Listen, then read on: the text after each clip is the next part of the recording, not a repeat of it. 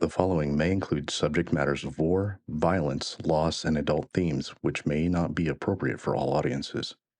Viewer discretion advised.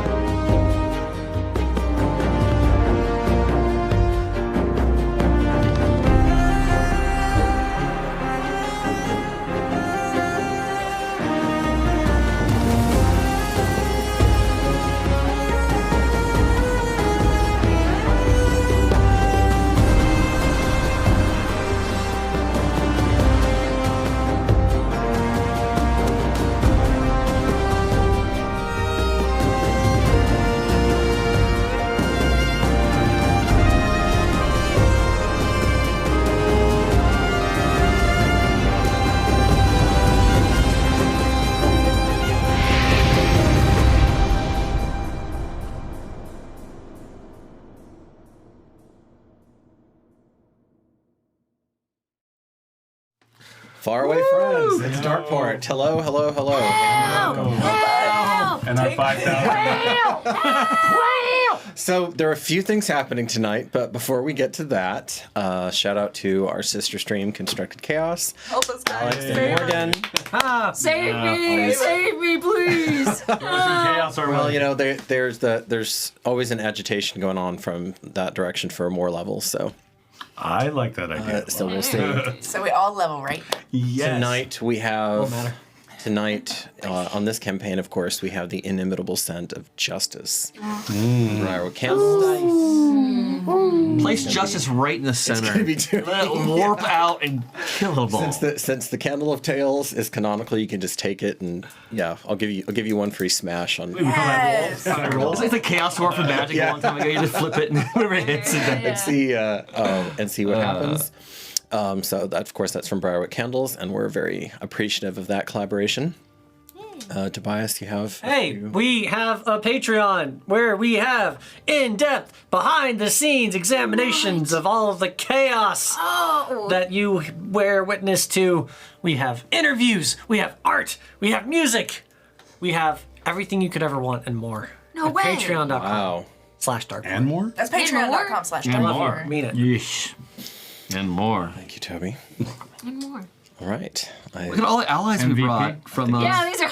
Oh, yes. Utini, Actually, These are the Urlet. Urlet, and the Marcus. Utini. Marcus. Hey, Marcus. Well deserved. Well player. Well earned. I think so. Very well deserved. Well I'm gonna keep You this had my going just for vote. me. Tons of tears. Emotional manipulation. Yeah, I should've done it like 15 more Everybody times. cry this time so it's an even playing field. Yeah, exactly. We're going to be crying because we're going to be dying. It'll be great. Let's do it. Candle of Tales.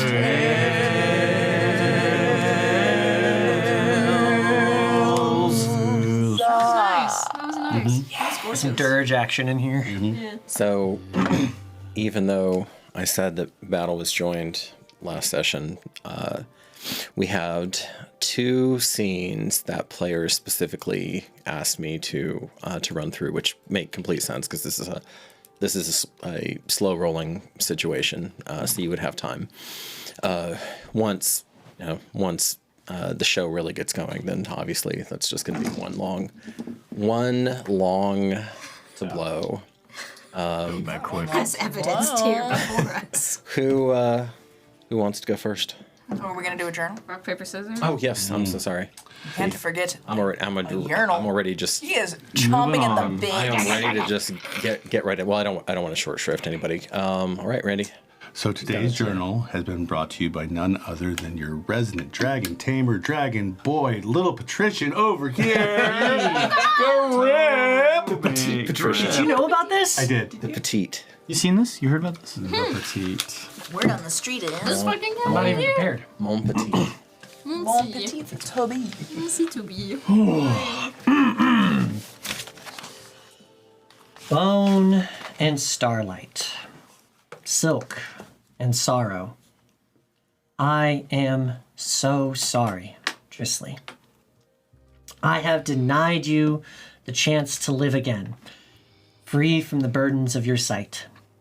I have denied your people the wisdom and guidance that you would provide, even without your title. I have denied Mohinder, his mother, and perhaps any chance he had of connecting with his kin. I have denied Terra its brightest light, its best hope to forge a new path. I have denied myself, my joy, my peace, my passion, my future. Would Atil have kept his bargain? Would you have been a husk, a pale imitation of your radiant beauty? Would you have been able to forgive me for my weakness? You gave your life to thwart his aims. My grandsire denied the return of my grandame to thwart his aims. Whatever Atil would demand of me would undoubtedly seek to unravel all of the intent, all of the sacrifices that led to this moment. The twisted game he has played with my family for generations is over. This small being, this meager deity, wearing the face of an innocent genius he conned into subservience, will not be the arbiter of my fate. I hold no lust for comfort. I am masterless, and it has cost me everything I am and will be. Rest now, my treasure. I'll be with you soon. Per aspera ad astra. My treasure. Woo! Brilliant. Brilliant stuff. Get him, baby. I love the callback to your prologue. Yeah. Mr. Liss. Okay, folks. Devrin, I feel like that's actually the appropriate place to start. So this would have happened as Livius was marching toward what is soon going to be the site of untold slaughter, but still hasn't yet gotten into the presence of whatever the ancient immortal priestess is doing over there. And Devon, with a smile, walks over. My friend, it is good to see you. Oh, Ave Dev. And he gives him like a half like an arm hug at least, or Okay. Yeah. Livius easily reciprocates when he smiles. You see he's wearing armor that until just a few flickers ago probably didn't exist, with you a shield. look very well, my friend. Still trying to figure this one out. And he lifts his shield, and there's an unfamiliar symbol there, although it still incorporates the scales in it. I would be honored if it so wishes, or if Toeo wishes, Walk with me, yeah? for you to be by my side in this battle. I'm thinking I'm going to be in front. Then I will have your rear. He smiles. I'm counting on it. My friend. And when we are done, you and I will play some cards. You still have them, yes? Of course. Cleaned? Maybe. He smiles. He kind of scratches, and for a second he's a 13 winter boy instead of whatever nigh preternatural creature he is. Sometimes can slip into being. Just know, Livius, that the world is full of imagination and things beyond, well, as you know already, that we could even comprehend. While the numbers are there, don't lose faith. Don't lose hope. For we have many things on our side. We have Tuluk. I don't believe you realize that I myself have come into piety of some sort. He cuts through what you're saying and he grabs your shoulder with his mailed fist and he squeezes it and he says, "Friend, with Taway on my side, I'm never outnumbered." Period. Got it. Period. And he starts walking. Let him go. Okay. Scale on this. I think that scene's probably gonna be the longest. So, Donnie, did you have one? It would have been, time would have passed by that point. Okay. Lakala. Just really quick, Sure. since I was with the granny at the end of the last session who had showed me where to put the plant growth, right? Yes. Makalo's going to see your people. You are healers as well? Do shine Zara, love. Yeah. Do you have with you the tools one would use to help those on the field? I'm hoping that I can help in that way.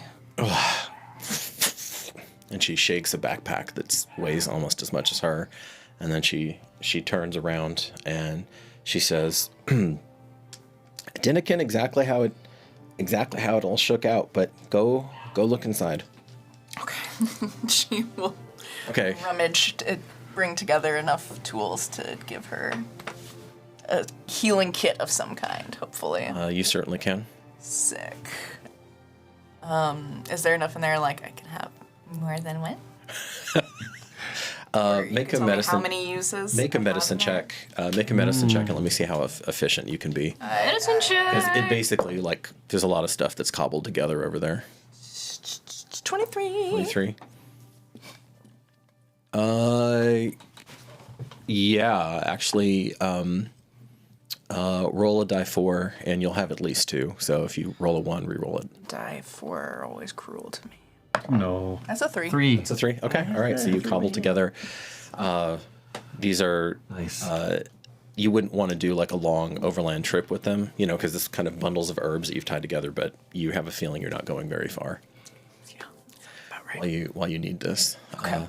So you can feel them resonate in your hand, and because that feat is so strong to me, there's like that's definitely into chosen essence territory.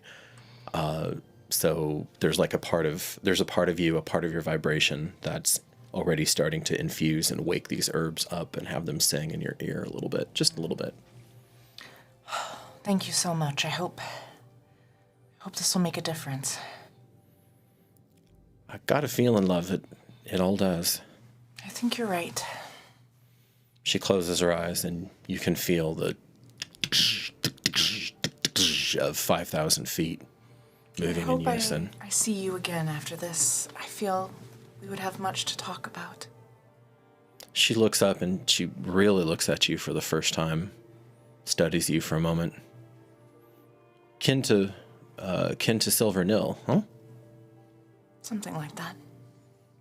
And the golden, no, I can't even say boy, man, over there. Huh. Yes, I reckon we would. And then Granny's going to take up a spot a little bit away from what's going on here at the tomb. Where's our Wasa at? She is also going to be in this And that over there. in this area. Yeah. I did have one thing if I would be able to. Yeah, go for it, Tony. The morning, like the day of before he was making the walk around, before everything kind of happened, he just left a letter on Livia's bed. Okay. And on top of that, he would just be, after the nighting after that, he'd just be praying just in the cathedral by himself, not really asking for concord, but just kind of reflecting in that moment and trying to like break the brain, seeing the cathedral and seeing out the battlefield for that. Okay.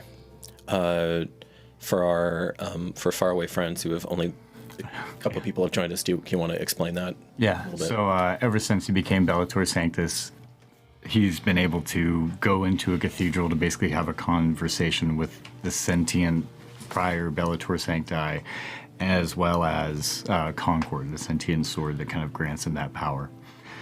Has conversations, also asks, if he's doing right or if he's worthy, that type of thing. But the entire time that he's sitting there, he's just repeating within himself, Veritas omne vis, and he's basically saying that, waiting for her reply, for then him to kind of know when to go. So that's kind of like his pre-battle. Oh, that's good, don't Yeah. He's like just kind of saying that over to himself, waiting for the response. And you're trying to keep part of yourself in that spiritual realm and then part of yourself in the world of muscle and blood. Yeah, like the one eye that he always has is scarred. That's what the eye that's 100% in the real world, and then the other one is otherwise. Yeah, That makes a lot of sense. Okay. I actually can feel that clearly. Can you describe kind of this area and like, Not yet. before they even get, I'm talking about just with the, No, we're not doing that right now. Just past conversations right now. Yep. And before we start, thank you, Grum, for the 5 subs. Yeah. Yes. Thank you. The usual. You're the best, Grim. Yeah. You're the best. Well, you're gonna have a longer one, so Yeah. Toby. Okay. Very quick, I still have Savapni. Yes. I cannot have this orphan baby dragon with me where I'm going. There's no real safe place. I'm going to go to the statue. I'm going to go to Julius's statue. I'm going to place Savapni down onto the statue He will behind not. cover. He refuses to leave you. probably a good thing. Courage. Courage, young one. Scream!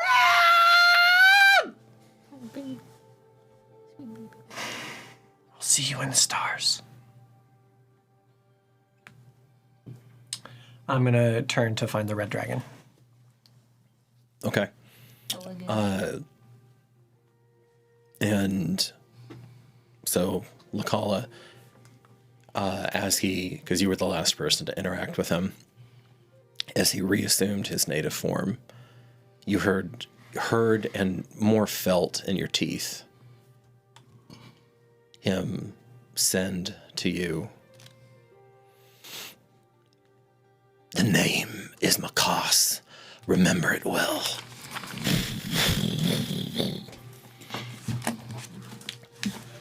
So, He's Scottish.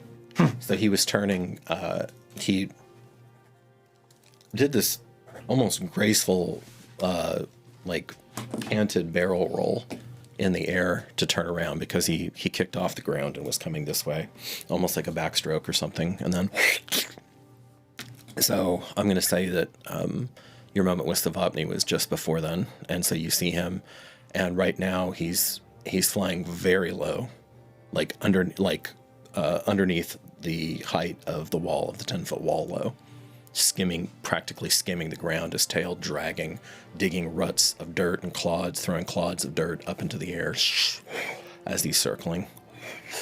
Apparently he's canny enough to know not to skylight himself. Not yet. Look to him, attempt to gain his attention, bow. With a simple draconic request, light a fire in my hand. In draconic, death from above. Make 2 persuasion checks for me. First you can make with advantage, and the first and the next not. Since this is draconic, I will get the benefits of my draconic presence with that. Yeah.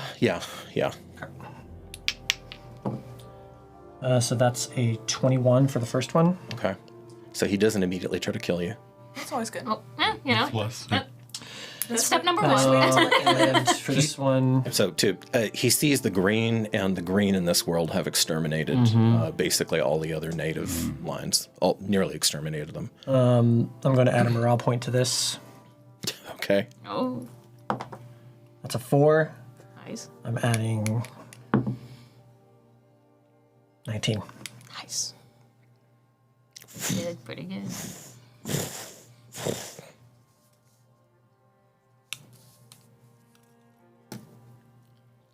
Better you bleed on the ground, wormling.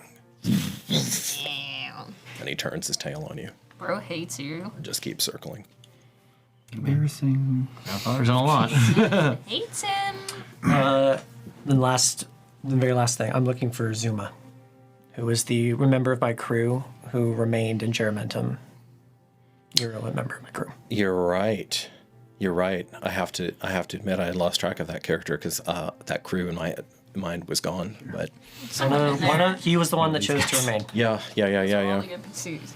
There was Jason's also other his cohort, his partner as well. Evander. Oh no, Evander's been gone. Gone. Yeah, he left. Yeah, a long time ago. Okay. So that would have been before that. Then that would have been when everybody was evacing into the courtyard and into the keep and setting up places. Okay. I need his eyes. So you're going to try to recruit him? Yeah. Into the battle line. Oh, I thought you were gonna steal his Not eyes into the straight battle up. line. I need to. You want him in this greater combat, is what I'm saying. I want to take him up to Yulia's watch. Okay, so you want him in this greater combat. Make a persuasion check. Come on. 10. 10. And draconic? Is this a draconic in nature? I just need to know where to go.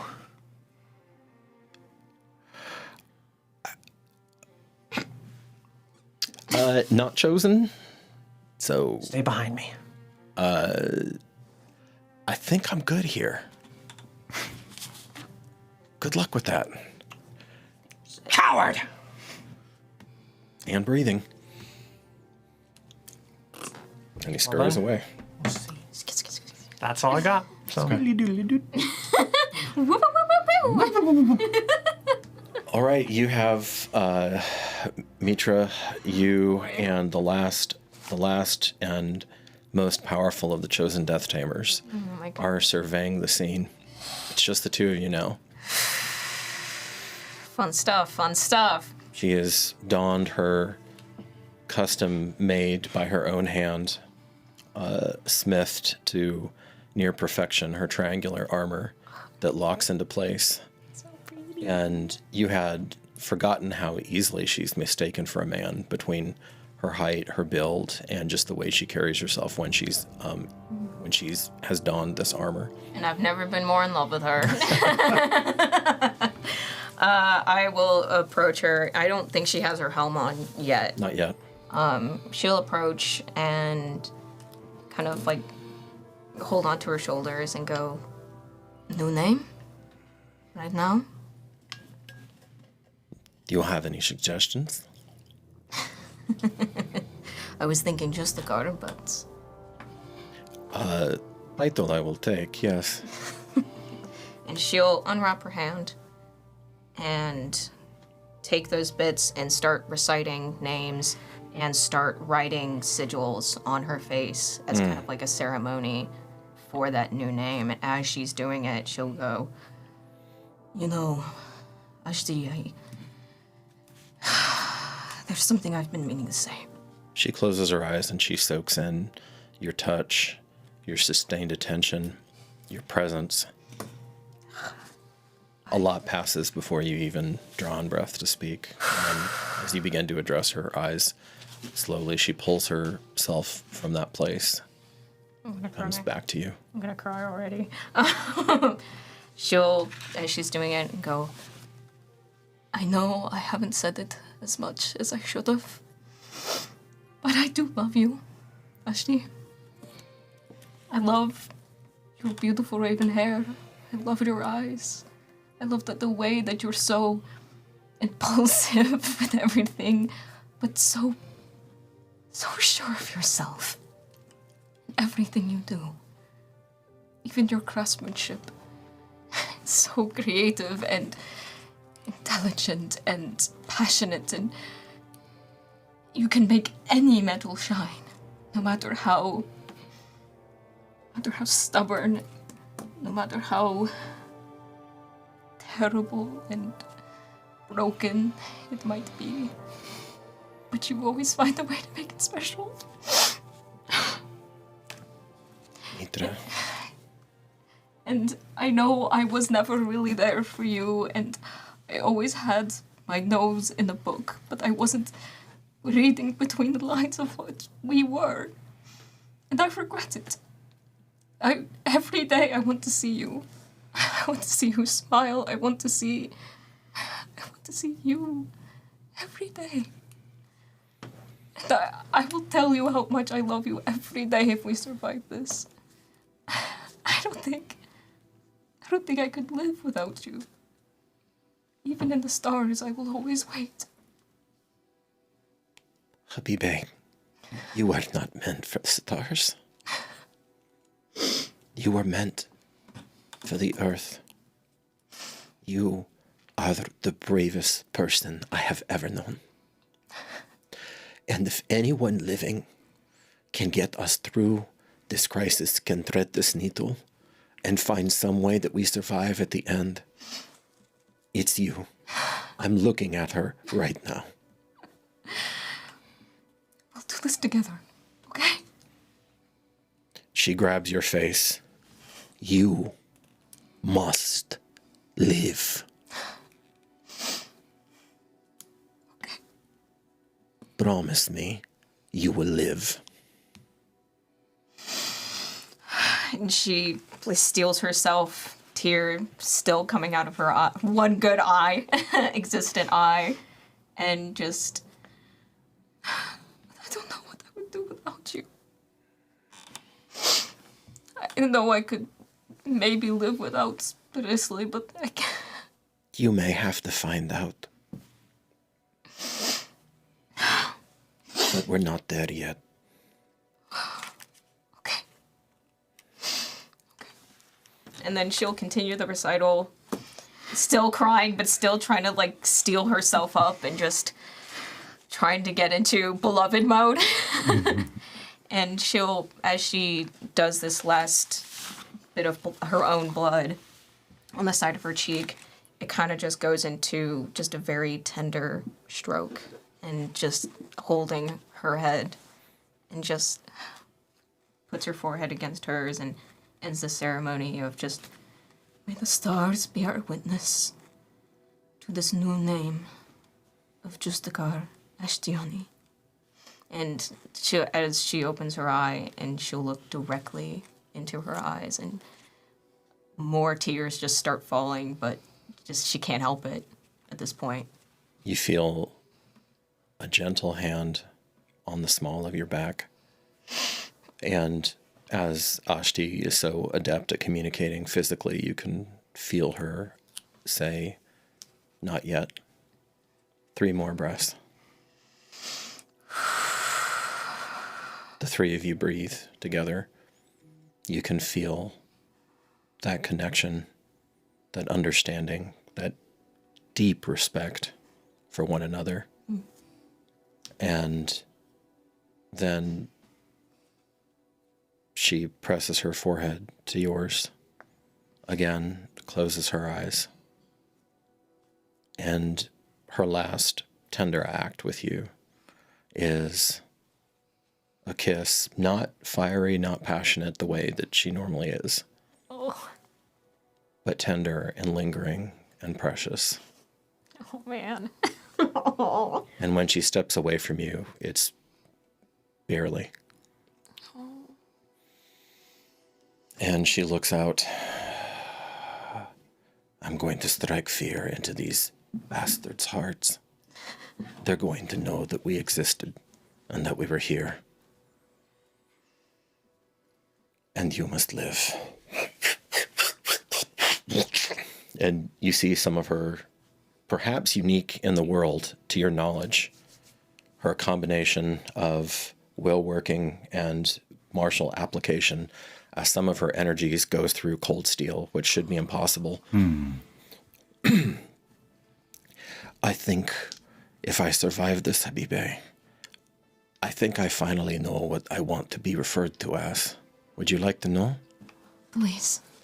My title may be Justakar, but I believe that my mystic taxonomy is Arcane Knight. Let's give him a hello, Habibe. and she'll kind of like do a little twirl of her staff and just ready to go. And we'll also give like a little prayer to the metal, and just to always strike true and to show these fuckers what we mean when we say death tamers. As you are going through that ritual, Mitra, how close to Jason Tenderheart's tomb and that unfolding ritual are you? For the sake of things, somewhat close. It feels like a place that's, meant to be. Okay. But not so far enough that it's, like pretty there. That's pretty good. So as it feels and sounds so bizarre to hear the counterpoint of the Maiden of Needful Pain's name beginning to be sung tentatively at first, but this herself, ironically enough, the former handmaiden of Livia, of Lady Livia, seems to be instinctively singing verses that you've known since you could think. And no one taught her that.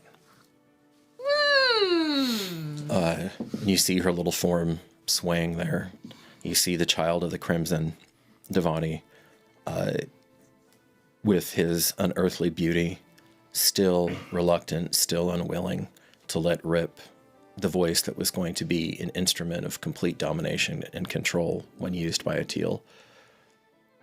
He has yet to speak in the world of muscle and blood, but he's there already touching the tomb, dancing, imploring it. And then you see that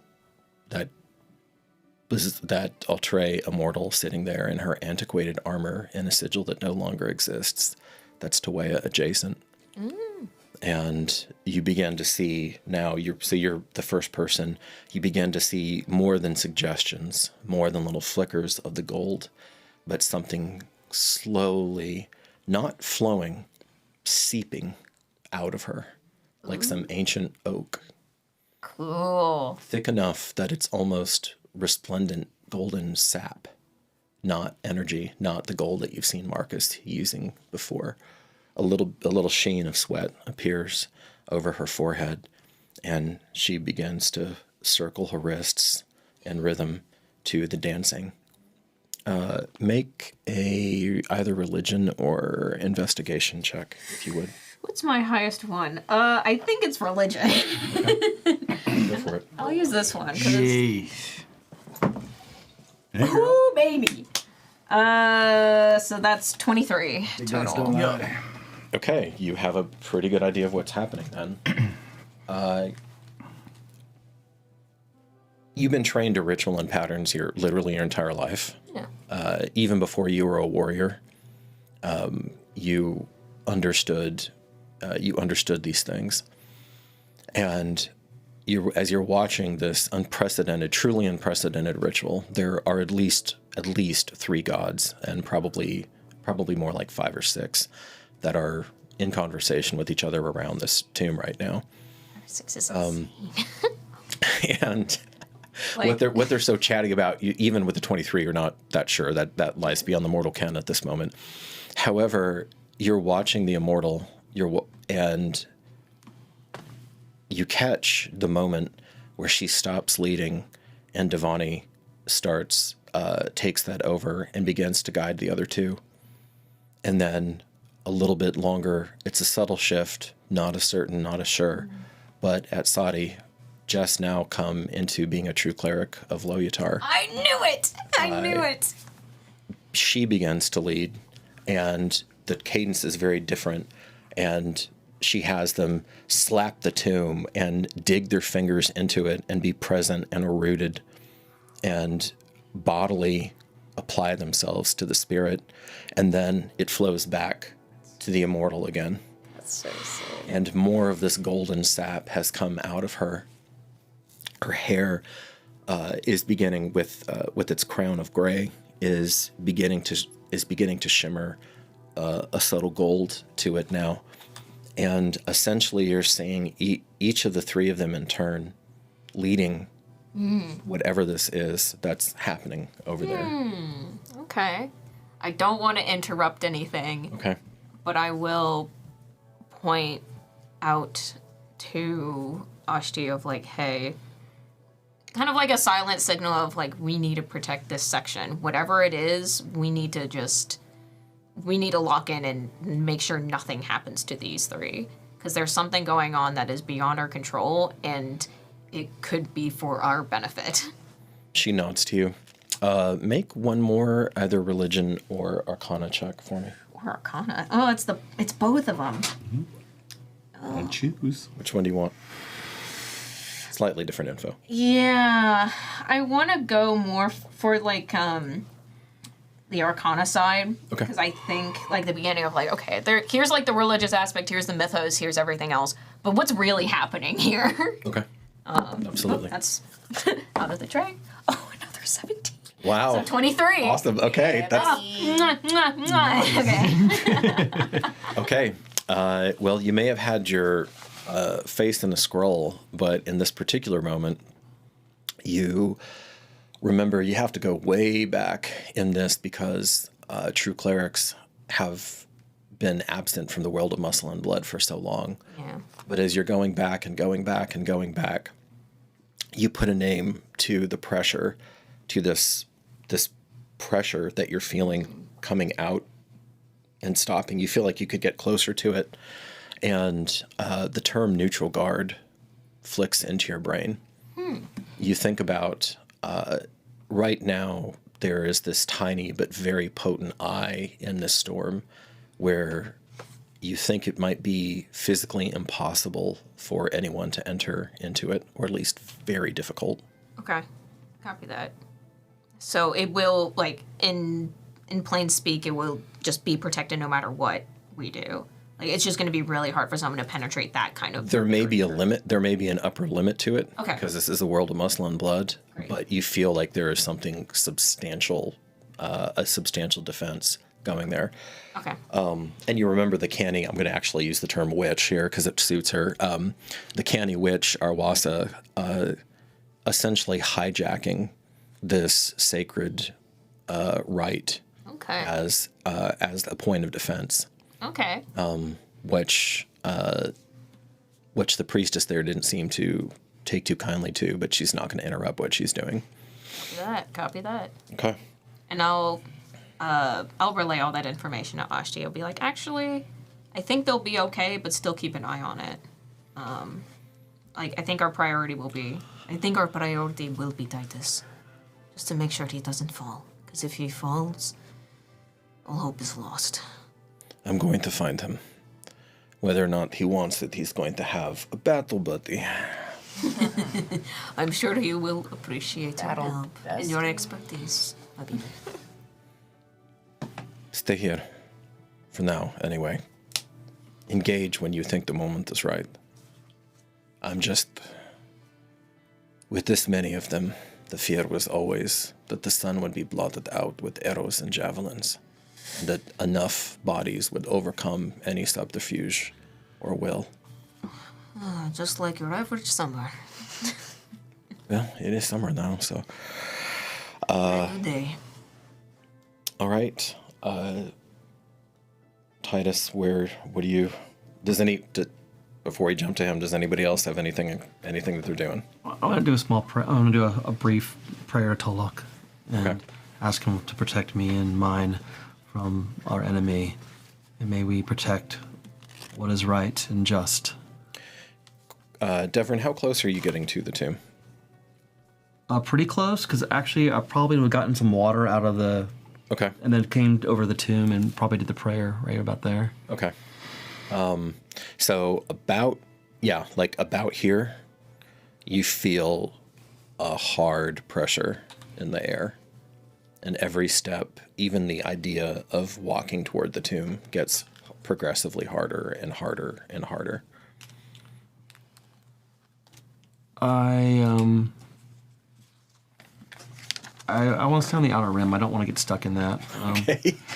And Probably a good plan. after I do after I do the prayer, I do want to observe and look and see where I can essentially have. I mean, everything might be lightly obscure now with whatever else is going on between trees and plant. I have no idea, but I'm looking at where my hiding spots are at, and where I can move to. Your nearest hiding spot is going to be here, and this is why I was pausing to this point. But it's germane now. So as you're tapping into Talik, who is, among many other things, the god of rain and water, almost on cue, the immortal priestess looks over, and Devani nods and turns, and then utters, not even really sings, utters his very first note. And it hurts. Give me a wisdom save, please. You got it. Actually, poor Granny needs to make one too. Oh no!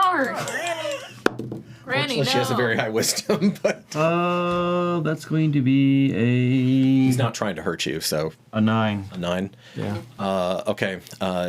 So there's this pain as he speaks, this cold that rushes through you, and you take a point of psychic damage.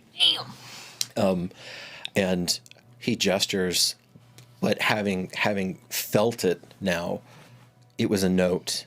It was just a raw, piercing note. Perfect note of entreaty. And in response, you feel your god surge into this area. And what it looks like in the world of muscle and blood is there's this just freak surge in the creek and the rivulets that crisscross Juramentum. And, in a less mystic age, we'd be talking about a sudden undertow that's gotten out of control at the beach or something. That's shooting down, right? That's shooting down. Wow. But it keeps going, and it keeps going, and it keeps going, and you hear Talik's answer loud and clear. Yes. Am I privy to all this?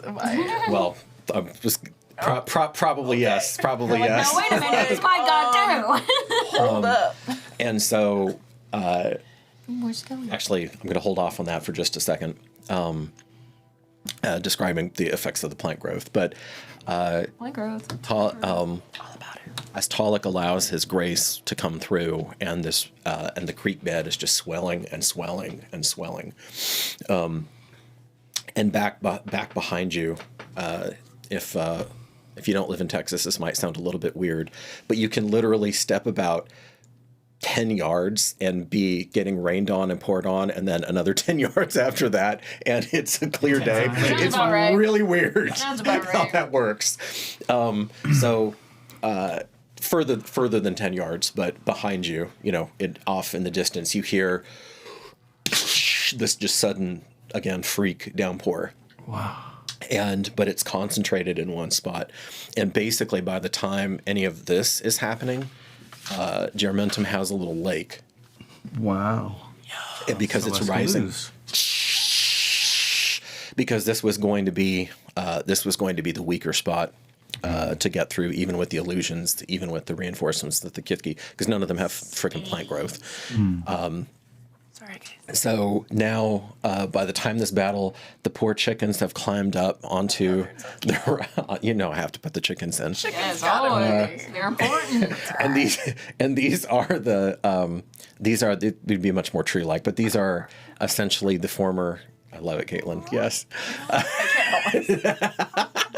These are the Dushine huts and homes, which of course looks at the Dushine chickens, which in other eras and other times and places, human armies have marched right by because they're so wrapped around the trees and in the bushes and whatnot. That specifically the Dushines do that of the Kithki. Hell yeah, my boy. So this is rising up. Obviously, you guys are at a somewhat slant because the whole town basically runs that way from northeast to southwest. Yeah. Clouds gather in our honor. And the Brent. Yeah. He's right there, and he is he has joined. Tulloch has entered the chat. Hell yeah. He's joined the conversation. Hell yeah. Okay. One more. Okay, let's get a sex god in there. The seventh one. You already, you already have the insight that I'm going to have Devon roll for Mitra. So Devon, go ahead and make either a religion, it'd be a religion check. Religion. Just so incredibly smart. Not very good. A 7. Okay. So there's some important nuance in there that you missed, but you know that he's very engaged and present. Okay. Since you're watching this basically from the same distance, I mean, and you got those 2 spectacular rolls previous. Yeah, thank you, Dad. I love you very much. I know I have so many for a reason. How do I say this succinctly? Freed of his master Atil.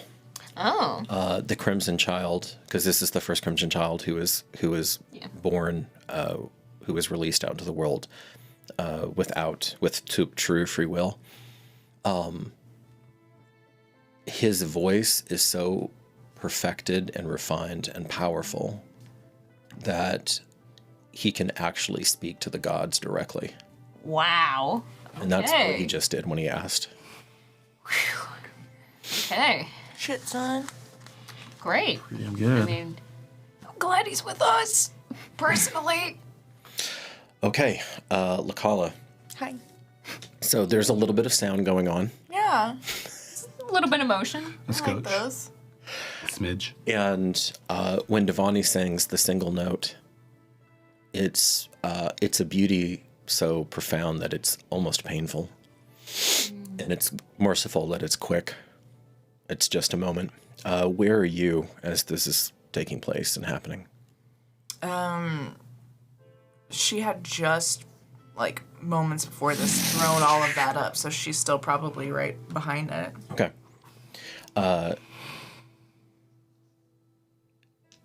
And you can only do with what's there. You can't create new life, but fortunately for you, there was quite a bit to work with. And as you're looking over, because it's a 100-foot radius, which is crazy. Big. So there wasn't anything to do over there, but this entire, so like, I didn't have enough trees to get this entire thing, like basically for 100 feet all the way back this way. I mean, it is almost impassable growth for these people. And you can hear the rustling of skeletons. Skellies, let's go! That have been strategically burning, hacking. seated over there. You know what I mean?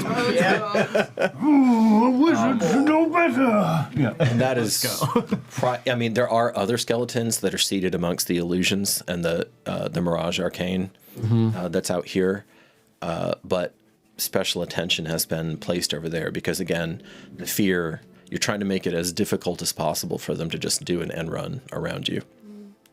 And as you're watching, you see the ground underneath your feet beginning to change. You're a little more sensitive to these sorts of things. You're hearing it change, and it's becoming less the fertile soil of Juramentum, and it's starting to feel a little more sandy. She'll follow kind of, if she can tell the direction that it's moving from. Okay. It seems to be creeping out from the eye of the storm from the tomb. And she can tell that's where the note. Beautiful note came from as well. So she's very curious about what's going on over there. So she's heading that direction for sure to figure out who dare challenge her in a singing contest. Now this is Bard shit. This is some Bard shit. Okay. You see these three figures. Arwasa is nowhere to be found right now. And you suspect that the canny Archmaga is holed up somewhere nearby to observe and lend supervisory support.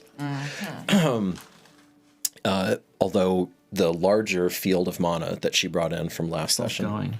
it's very much so. So there's this Eye of the Storm, and then there's a significantly larger, it feels like maybe a dome that's around, and that's much less perfected. That's like a kind of a wild, roiling pressure system, mana pressure system that's going on. So you get there, and you too feel the stiffening of the air. Because of what you are, though, it feels like it might be a little more tenable, and it's more of a feedback than it is just a dead stop for you. Mm-hmm. But even for you, the feedback does intensify as you get closer to the tomb.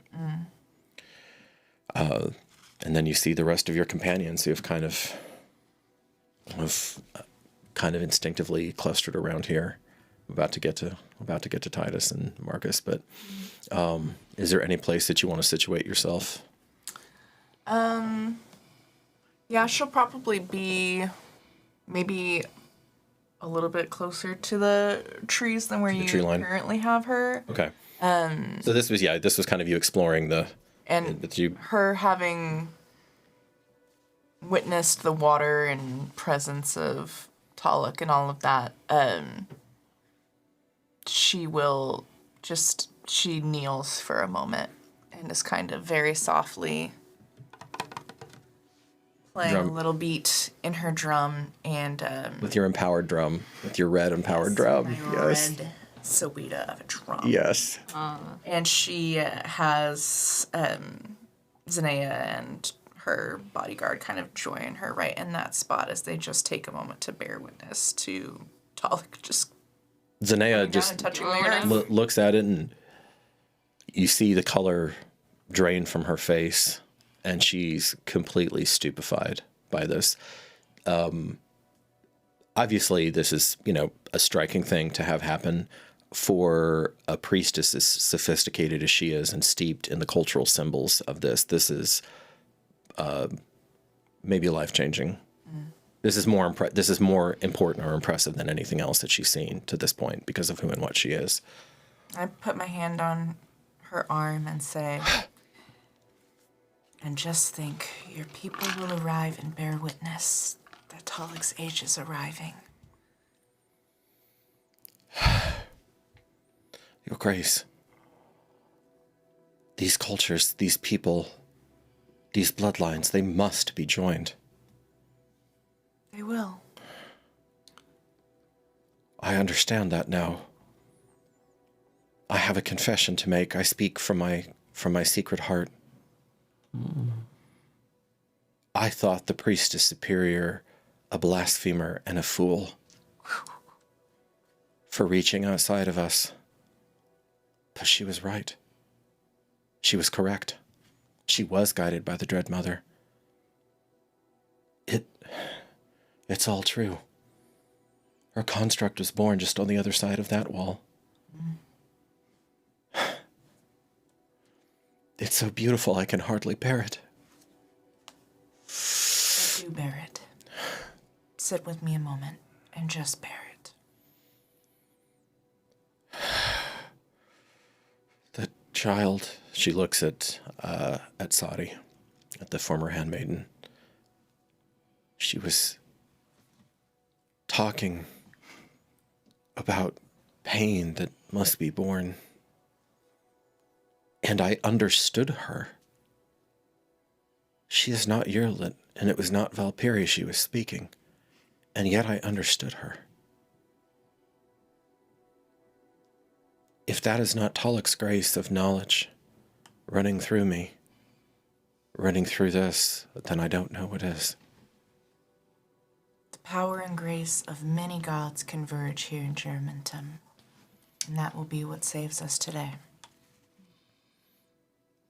And because his mistress and his lifelong ward, Azel is significantly older than Zanea, has just spoken from her secret heart. He draws in breath, and I believe for the first time directly addresses you. Oh, he has not. He seems like a nice guy, though. He says, He seems chill like us. No, Like, That's good, Your Grace, because we're going to fucking need it. As you see the stream of humanity. I want to move. That's an opportunity over to the. I want to be hidden in the trees. In the tree line. Okay. Yeah, enough to where I can start off at least hidden. Do you want to be like nestled in here? Do you want to be behind the? Do you want to be like at the very corner? right there. Okay, still hidden, but at the very corner. yeah, Okay. All right. So you're not having to screw This with I moment, want to be able to dodge in and out. quadruple bad terrain. in this moment, you'll actually see Mitra approach you. Okay. As she pulls something from one of her satchels, and she will approach you and go, strange to hear my native tongue be spoken by someone of not our people, but you seem to have a knack for it, and knowledge seems to be great, and also, I have something for you. And she will reach in and take out the sketch of Wesa that she did. Oh. Good. Oh. And she, Well played. thank you. And she will hold it to her chest for a little bit and go, I know as an artist, art holds great power. And I think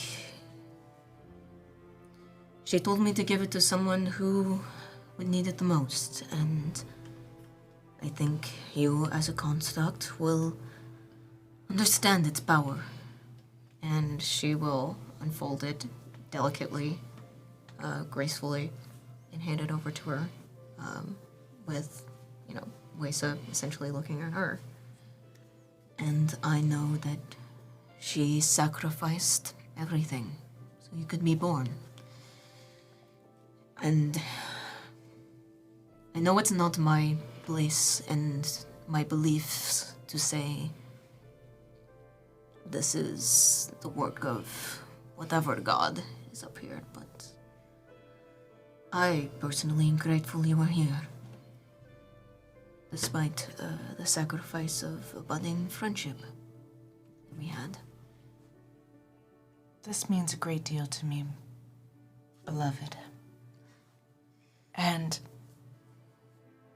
may you show all of these people why you were chosen.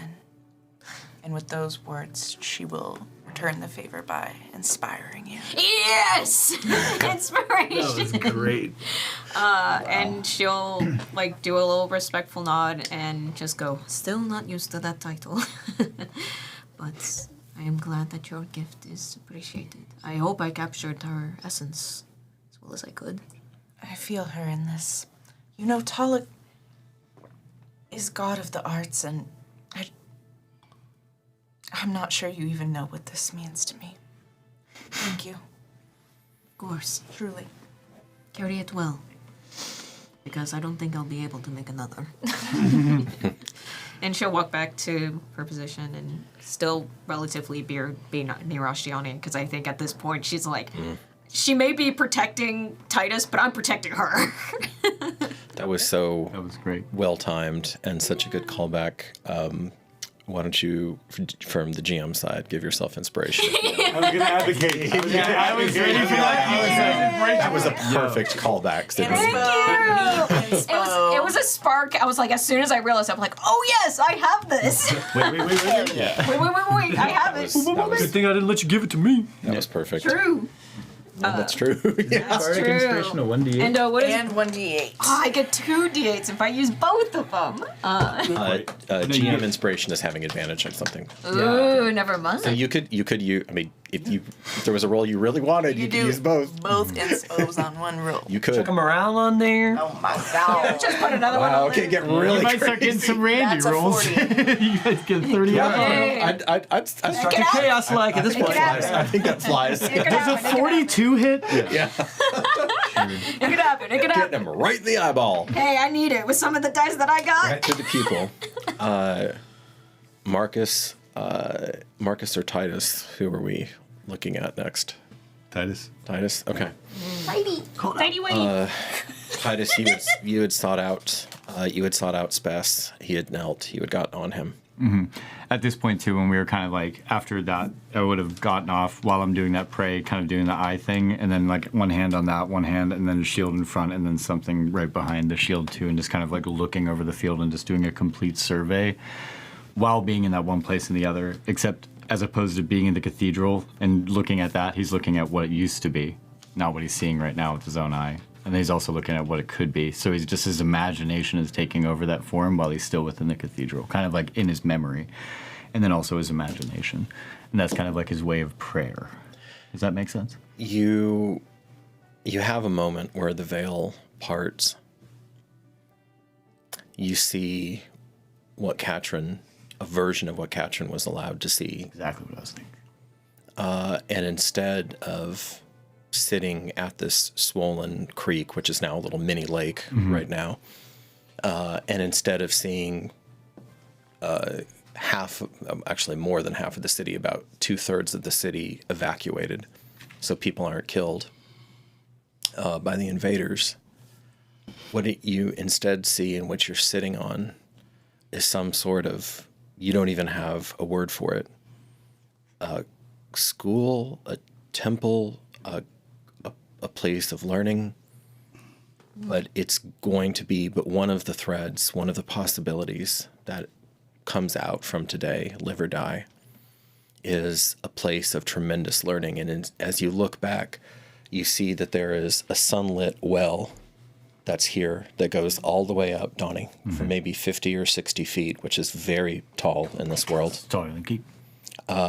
And your uncle's statue is still untouched in the middle of this light well. And there are students and creatures. You see more of Grip's people. You see many, many more Kithki. You see even a handful of Kingi, of dusky-skinned Kingi there. And you see people who look like the Lady Planner did. And then you see many more old empire, new empire, whatever it is that is trying to be birthed and trying to be formed here. That's what you see over your shoulder as you look back. And then as you look forward, you see the hesitance, the assessment of the men coming over there. And then you see the sergeants, you see the corporals driving them forward, and they begin to cautiously pick their way through the hellscape of the Mirage Arcane that Arwasa has woven with expert skill. And she's also brought them along just the most circuitous, stupid path that's going to have them wending. That's going to have them wending through the most little minor environmental hazards that Juramentum has to begin with. Why are there so many routes to trip? So they're tripping, they're stumbling, marbles, a field of marbles, and then Somebody sprains their ankle, they trip, they got behind you see falls. you see a gallows that doesn't exist in Juramentum. You see bodies that are beginning to slowly rotate and twist. You shouldn't be able to see it from this distance, but in your mind's eye, you see the features of the gallows changing and morphing into the features of the men that are closest to them. Sick. You see the men. Get out of here. You see the men. Be gone. Stop there, and first blood is drawn as a scythe comes out. A skeleton pops out and starts shanking the guy. Yeah, let's go, skellies. Woohoo! Skeletons. There's screams. There's scream. There's panic, and then a dowdy sergeant immediately turns, "At it!" and it's shattered. They're looking around, and whatever other orders he's barking out, but you understand. You're watching them, seeing where the fault lines are, where the breakage are. How do they compare to the Myrmidon that don't exist anymore? I like to think too that when he's looking at that and he sees like that horrific thing, the second that he sees like that body fall or that blood drawn, it kind of also goes back to that other part of the future and like seeing like fields growing and like his imagination kind of taking over, like seeing what this was always meant to be, while seeing the horrificness that he is seeing in that real time, and it's making him just laser focused, and all he's thinking in his head is just, and he probably the only person that would, or the only thing that would be able to hear it is him just slowly under his breath. Spess hears tomorrow. And he just continues on thinking that, and he's just holding himself, Sentinel, standing there, like making, if they see him, what the fuck is that? Okay, and just because it's been so long, I'll also say that the sight of any man, let alone a 6'5" man in armor with an artifact on his side, the sight of any man on an equine is extraordinarily rare because they don't exist. And if they're starting to see that too, then Titus would take out one thing that I don't think anyone's ever seen him wear, but a helmet. And he puts it on, puts it up, and it has like that full kind of path here for it. We're riding a horse. You gotta be wearing a helmet. Okay. Safety first, kids. Yeah. Wear your helmets. And while he's like truly putting it on, it's one of those things that like over the past 3 weeks or over the past few days that he has been in here, he's truly been soaking up every memory of his life and kind of going through that. So like that's something that was just perhaps his grandmother's or perhaps his grandfather's, but he just thought it'd be appropriate to wear it. So by my count, heard. Yeah, it doesn't affect any mechanics whatsoever. But So by my count, you have about 60, including some people that you picked up. You have about 60. Yeah, I'll call them the court. Well, okay. So you have a core 20 Myrmidon who survived. You had, I believe it was 20 fighting men who came from Vicem. 24 fighting men. 24. You're right. Yeah, it was 2, and then about another 20 who conscripted who have just aged into like their full adult strength, including some girls who are now women. Where do you want to deploy them? They are trained in archery. Ironically enough, your Myrmidon and the conscripts are better at archery than the garrison legionnaires. But the garrison legionnaires, in theory at least, yes, they know how to hunt. Yeah, when I think about kind of that, I don't want this to be too much of that, but I don't want them to be stuck behind a raging river where they can't go back to. So I would think of this more of as like a Thermopylae level situation, or was this kind of the general idea of where I wanted to station them? You understand what I mean? Anything that's out here is going to get rolled. That's what I mean. Very quickly. It's just going to be a speed bump. I would have like the trained almost. So maybe some. So like here, some there is staying there, and truly like along here. Yeah, There's a wall, yeah. the most gifted inside there. Whatever they can do. Everything else from that, they're standing to and fro, virtually behind me, bows ready, arrows in front, ready to deter martial at any point, any time. And Titus would kind of be trotting with Spess, and just kind of like making himself seen, and like also through the trees or whatever. Anything that would be like whatever fear is being inspired by this illusion. That's the one thing that is definitely not an illusion. But I want them to think it is until they don't know. It's going to take it, and at this rate, it's going to take the men coming in a while to make it to you. If it's taking them a while to, then yeah, whatever I can do. I mean, they'll get here, but Arwasa's machinations have probably bought you another 2 or 3 torches. Okay. Yeah, I kept thinking that it was like, all right, so yeah. Yeah, I mean, they should be here much sooner. Okay. Do we see through the illusion or have the option to? No. Okay. Do we see the men coming? You do. How far are they? I mean, they're all the way on the other side of the city, so they're just little blobs on the wall. Picking their way gently through, getting killed in the process. Skeleton stabbed. And Titus, at least you, Titus, would know, and I think probably some of the other characters, that some of the more militarized Kithki have taken bladders of oil and they've soaked some of the empty Old fields. Perrin trick. Yep, and they are waiting. So you know that there are some ballsy Kithki out there who may very well not make it back, who are lurking in the fields right now, ready to light them up at a certain point. So all of these people are already in the walls. Yeah. They're the fields. That was a fundamental misunderstanding Yeah. I had talking to. Okay, never mind. Yeah. We abandoned that part of trying to even think. Yeah, there's not there was trying to defend the walls is impossible with so few people. It would just go to the other wall. And in our walls,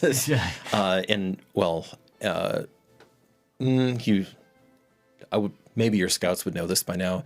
This legion also has plenty of ballista and catapult, so that's going to outrange literally anything that you can do. So as soon as you guys are targets, it's a problem. And ironically enough, by letting them come into the walls, right now at least, they cannot use their heaviest artillery because they can't get it over the walls. Yeah. Right, they have to bring it down. And if they move it back, they're going to fire into their own men. They're trying to figure out, like you can see some of the men trying to figure out some sort of winch or pulley system, but that's going to be like most of a day probably to set that up. Yeah, and every stock of pylum and everything that would be in any armory whatsoever is entirely there. Ballistics, armories, stuff like that has been... Okay, all right, you would have had time. So you've been... Yeah, that would have been like... It's been trail of ants, and you've been pulling that... Okay, kind of covered out, covered wagons, and then he's just like... Let me note that. Yeah, because I mean, if it was... That was the... Ample stocks. No, that... In a bloodbath like this, that's going to absolutely matter. And when he was like going around and telling all the stories and all that, he was kind of making that plan of those things being there, but he just didn't want to make anybody concerned.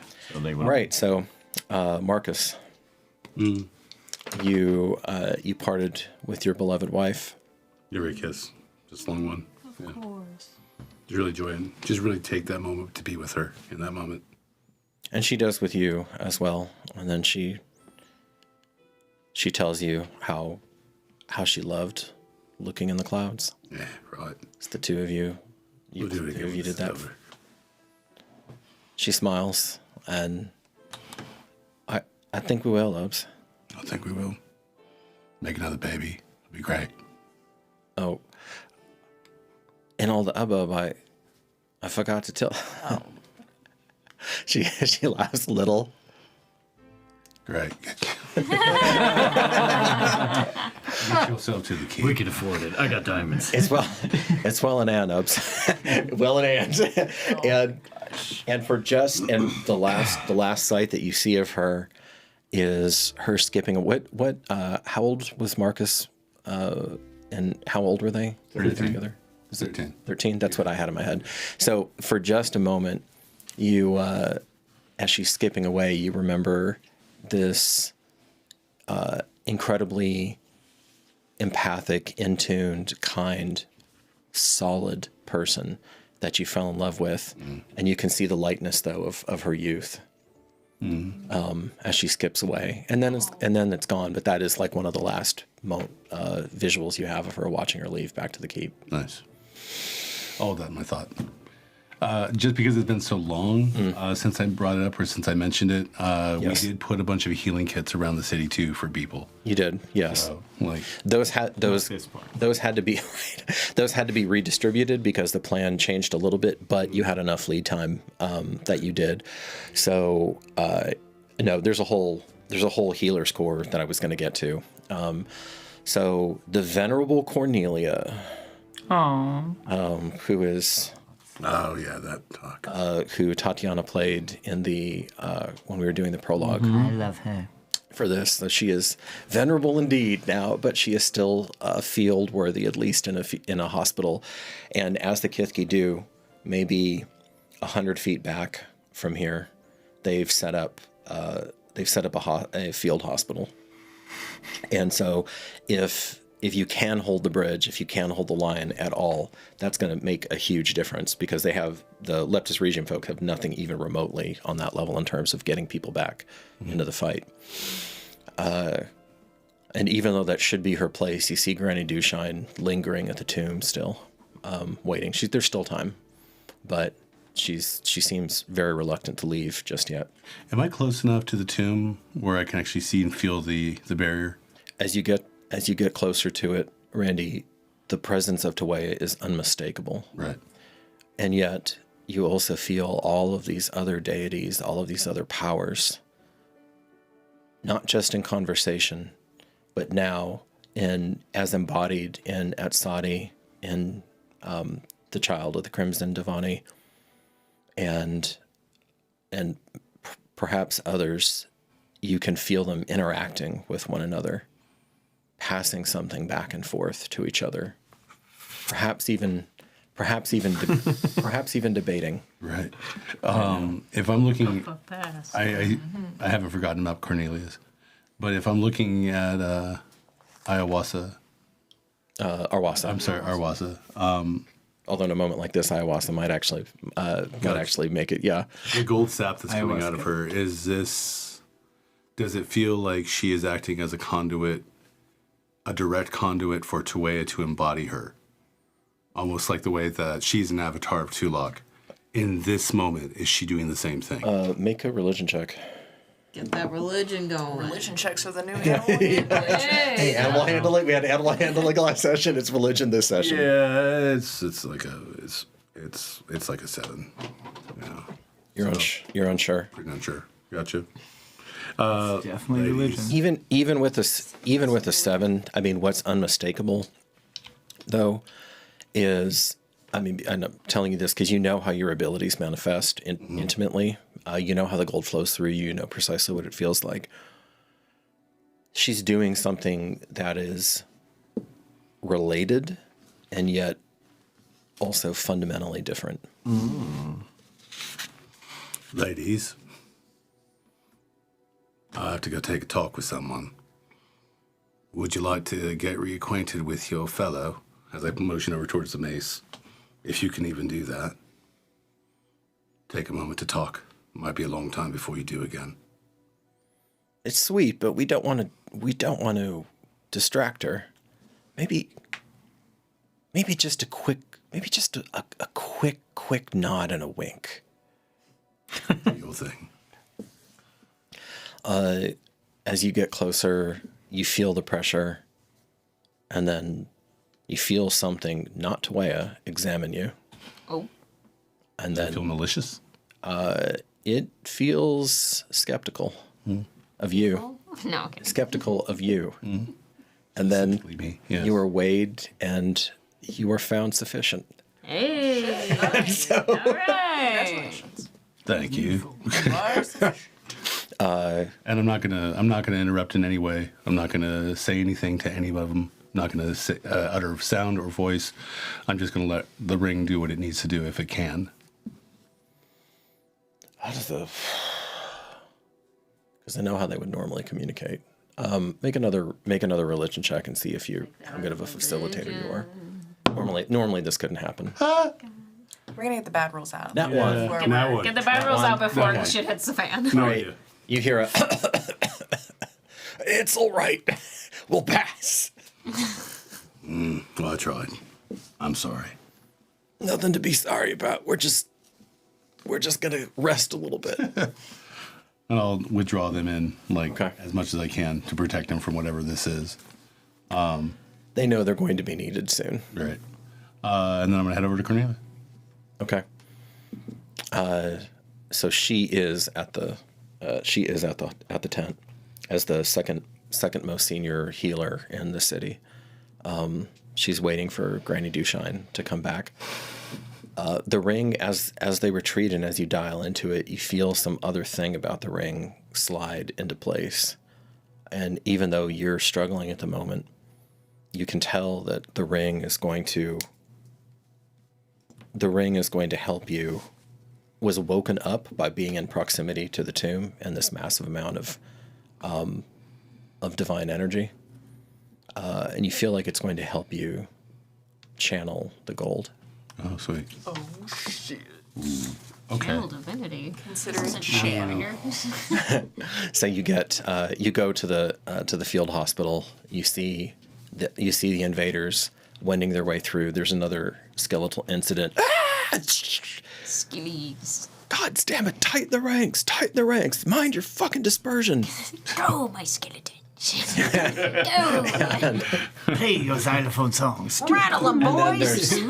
There are these uncanny moments where you have a skeleton crawling and like sitting inside of the hologram of the Mirage Arcane, Hell yeah. half in and half out, Hell yeah. and then falling. Blood curdling scream followed up. And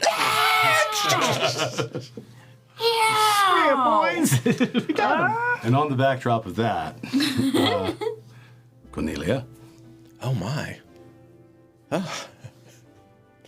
What is she looking at? She's listening to the screams. Does she look pleased by the screams? Like this is a joyous cacophony of screams and So much work. Yes. I hope it's, of course it's going to be just as bad or worse, but Julius Metellus stopped them last time, and they'll be stopped again here. I just know it. we'll do our best. 30 winters goes by so quickly. It does, doesn't it? I'm sorry, is there something I can do? Do you need help? Are you injured? I'm talking to my mother-in-law, correct? Oh. So there are two Cornelias. Oh, okay. I'm sorry. I'm just like, elderly Cornelia. Sorry. I'm just like, wow. Who's twice? When did you become useful? I'm looking for my mother-in-law. So that would have had to have happened. That can happen. That absolutely can happen. But that would have had to have happened before you left the keep. Fair enough. Okay. All right. So We're like, okay. Yeah, we'll do our best, we promise you. We'll do our best. I got to get moving now. all right. Please. Well, I don't. Please remind Granny that although I am an adept healer, I really would feel better if she was here. I will indeed. I'm so glad she's returned. I am too. And she seems more for her journey. Indeed. When the Utini attacked the last time, we had to abandon the healing hall. She looks over at the redesigned cots, at the wagons, the pulley systems, and she says, "I sincerely hope we don't have to again." I will do my best not to be too far, in case it comes down to that. You really do channel a goddess, don't you? I do. Yes. I would show you, but No. Pending both of our survivals, I would like you to tell me about her at length. It's time. if you in turn will tell me about the Great Mother, I'm old, but I can learn. Oh, I would love to. I would love to as well. It's rare that a human wants to hear about her in depth. I should say another human. My family's always been pretty close to her without realizing it. Well, perhaps it'll be easy then. There is another one of us that you can speak to. Her name is Patience. She's manifested the gold the same way I do. I heard. It's Seek her out. extraordinary. Seek her out if you need. I'm not sure where she's at. Do I even know where she would be right about now? I mean, she's going to be on the battle line. Okay. She's forming up. She'll be out there fighting with us. Before you go, she takes your hand. The dream will endure. Agreed. We may not, but the dream will endure. It will survive this day. I know it. Tuea has waited a long, long time for this day. And regardless of the outcome, she's a goddess. She'll continue waiting as long as she needs to. The dream will endure. Is it selfish that I want to live long enough to see it? Not at all. It's enlightened. No, I wouldn't go that far. She squeezes your hand. Squeeze it back and the head off. Okay. Okay. I'm going to take a little bit of a chance, Randy. Yeah. I'm going to put a pin in the scene with your mother-in-law Right. until next session.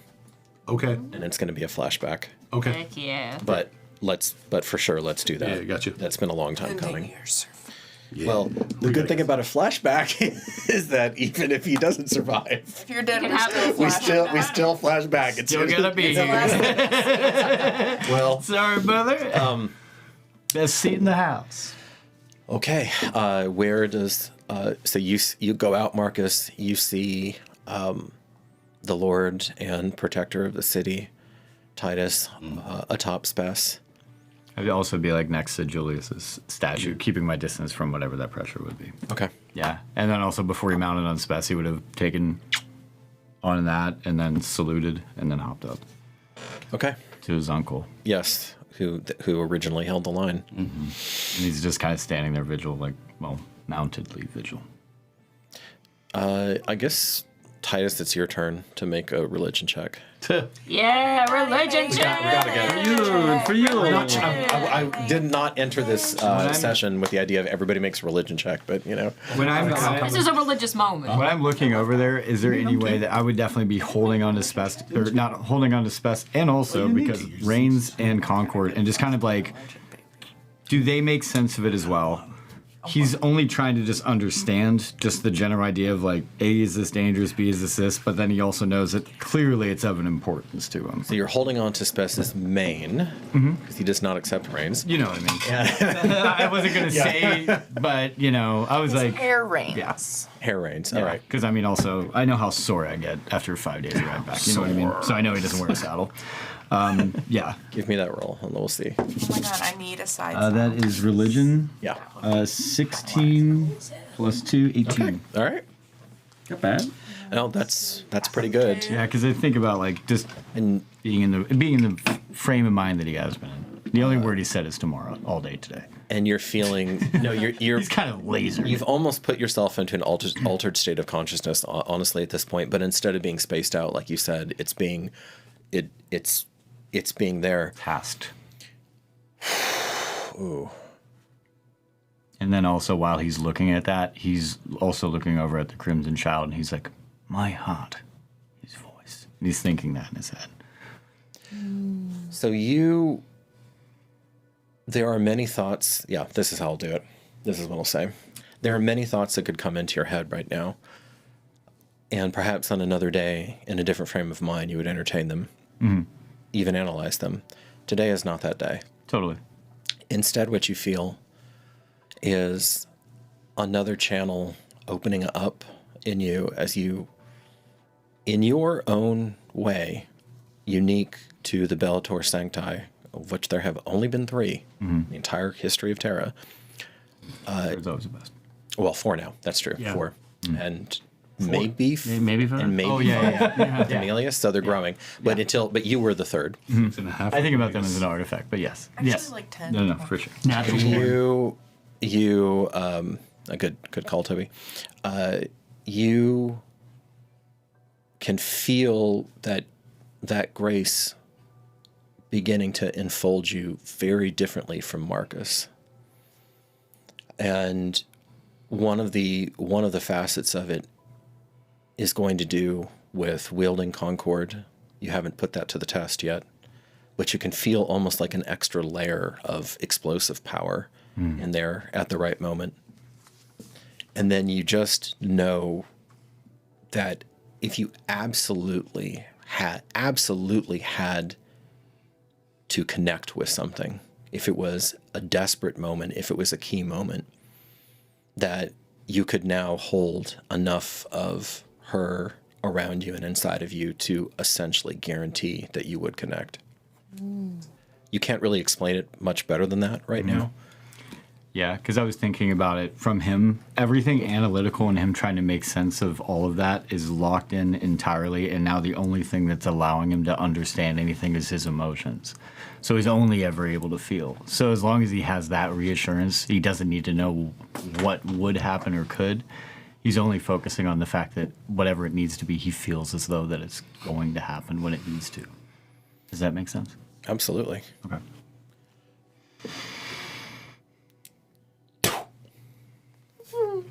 Far, far too far out.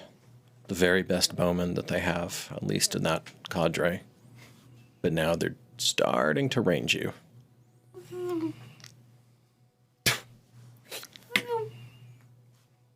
They stop, they see it's futile. Coming closer, more and more of them coming over the line. Did the Kithki get detected already? Did they fail? Did their nerve break? Did they... Great. Yes. Yeah. And out of the Mirage Arcane, you are fiery skeletons that begin to march out of the ground. Fire! Mommy! And the arrows, the arrows and the pylum just go right through them as they're wisps, they're ghosts, they're mere specters. And then several other crawlers take that opportunity to first heat themselves up in the fire, and then latch on. Yes. And then latch on as you hear.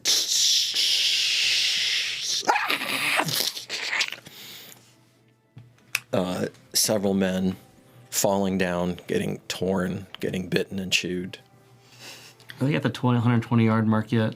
Well, let me know when they are. Oh no, here we go. Roughly. Ready? And you hear. We do look like They the get bad within guys 5 from their feet, end, by the way. Totally. I just want you guys to know that. Yes, feet, not yards. Yeah, feet. Yards. Master! Master! Ooh. Wondering what happened to him.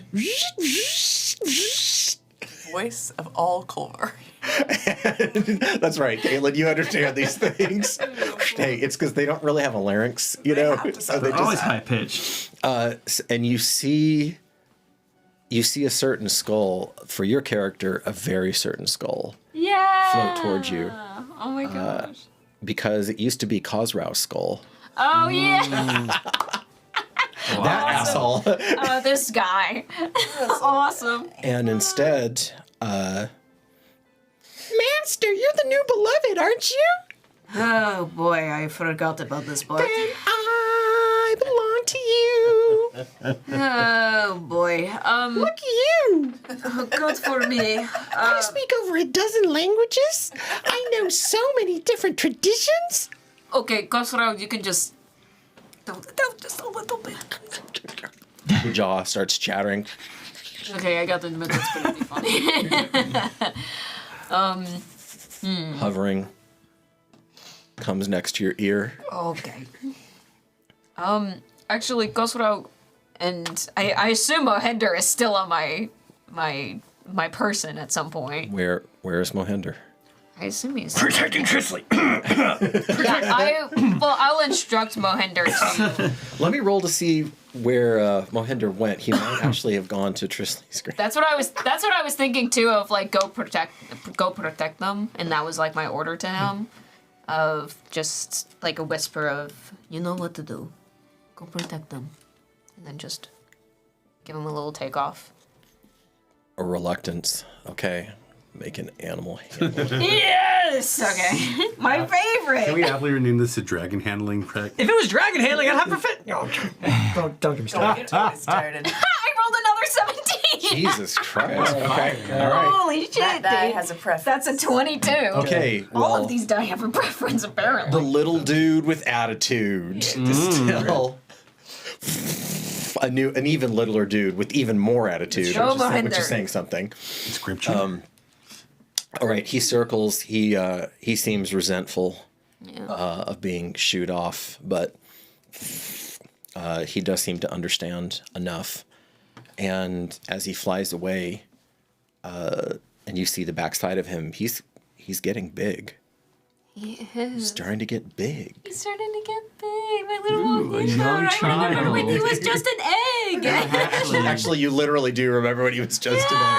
Are you starting to have empty nest? Are you starting to become an empty nester? My poor little heart.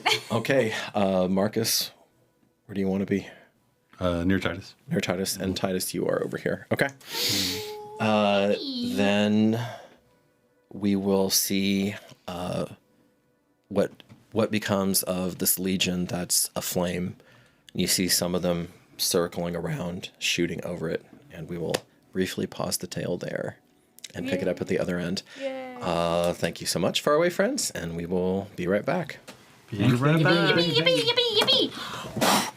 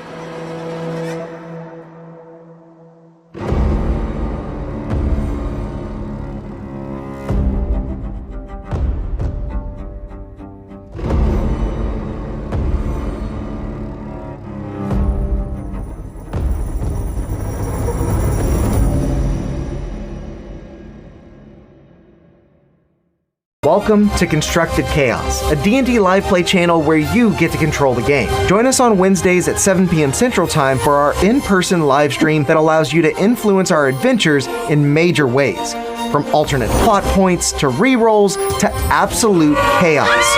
And tune in on Mondays at 7 for our brand new Chat Plays D&D format where you get to roll the dice and pilot the characters themselves straight from the live stream chat. And between it all, there's tons of homebrew content and guides that we release every single month. So be sure to subscribe to the channel, and until next time, go out there and make some chaos.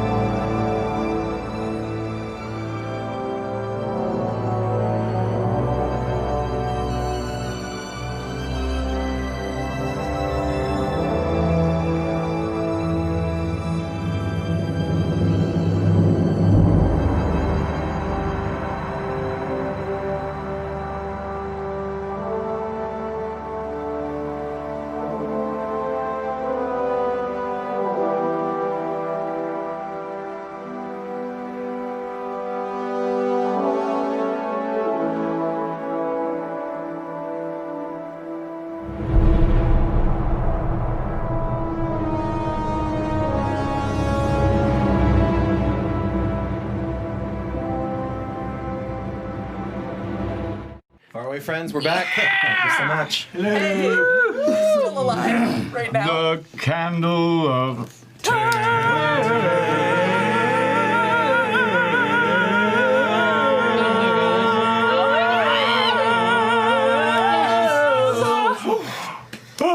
I wanted to. I wanted everyone to pass out. All right, friends, we'll be right back as everyone gets their breath. No, I wanted to, from last week, because of how the text works doing stream, Renarius Eshkeverin on Alex's chat, I told you that I'd give you the shout out, and I meant it. So last week he re-upped for the second month and said, having fun catching these, even coming in late to the party. Thanks, buddy. Or having we like to hear. having you catch. No one is ever late. Thank you. Nor are they early. Perfectly on time.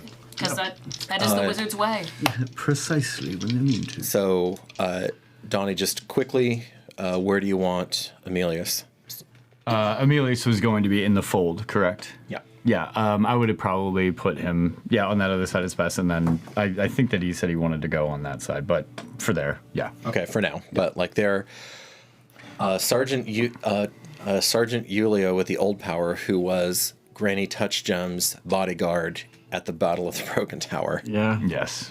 Kind of a badass, even though he doesn't think he is. So where do you want him? We'll put him on that other side for now, but I imagine those were going to go over the bridge with Julian. Okay, all right. So he's going to be stabbing away. Mm-hmm. Got it. Stabby, stabby. Okay. Also an archer? He is, but he's good at both. Old power Kifki are freakishly strong. Yeah, that's a proper ragapilum. So we have a Titus and then a Marcus. All right. Marcus by the stone. Yeah, it's just right there, so I can jump down if I need to. Properly, it's a stone bench, but I figured that would be a good approximation. But over, down. Hey. So It's covered. you dump the stone bench over. Wow. Okay. All right. Awesome. Okay. Lord Julius would understand. So you tip the stone bench over. You see the pill bugs. You see the worms underneath, where you just tipped it over. The smell of loam and earth. Shout out to Loam. Lakala, you notice at some point that you have lost sight of Makos, of the red dragon. Mm-hmm. And you are looking around and you wonder if he's lurking inside of this Mirage Arcade. Yeah. Which is one of the few things that could give a dragon a place to just hunker down in and lurk. Yeah. Since he's spoken to my mind, she just, shot in the dark, tries to just think to him. Ask, Where's the cops? where are you? I will give you. I'll give you an Arcana check on that. Okay. Arcana. You sure it's not religion? No, I'm kidding. 18? 18.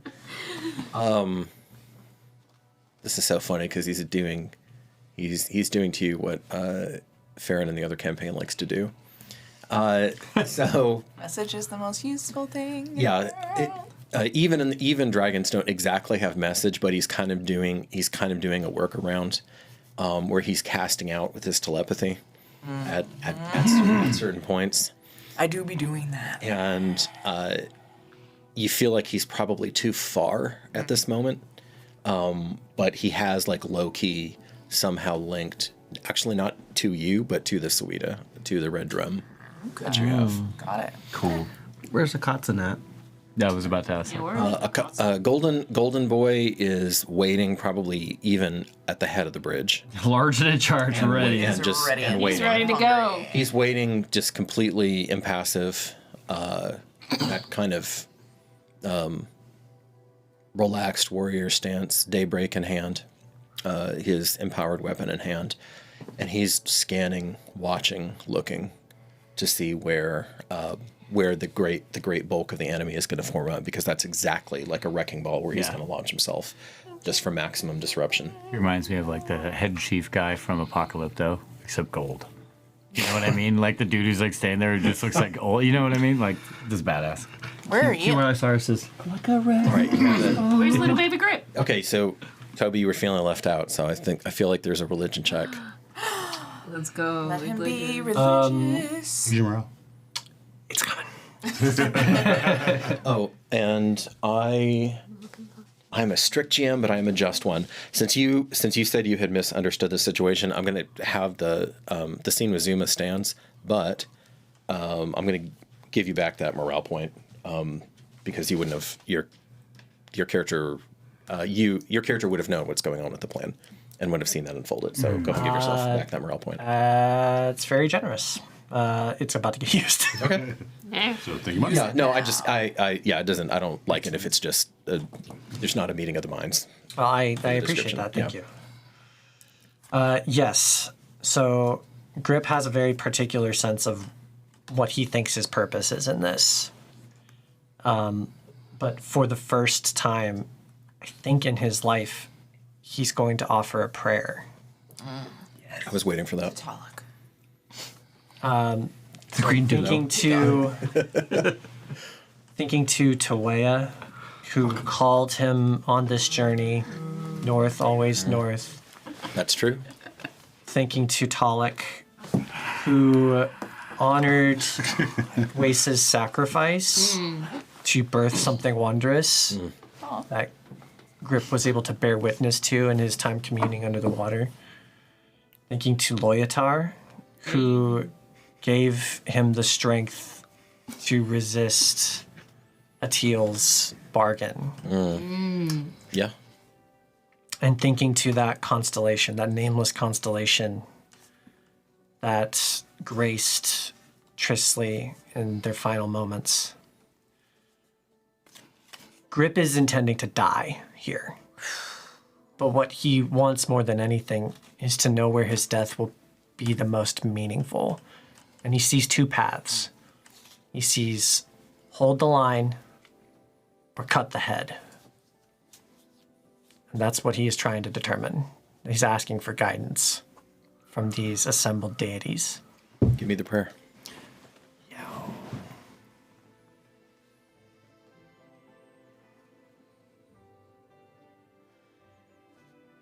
Ye great beings beyond this world of muscle and blood, ye you seek to save it from what it is and transform it into what it can be.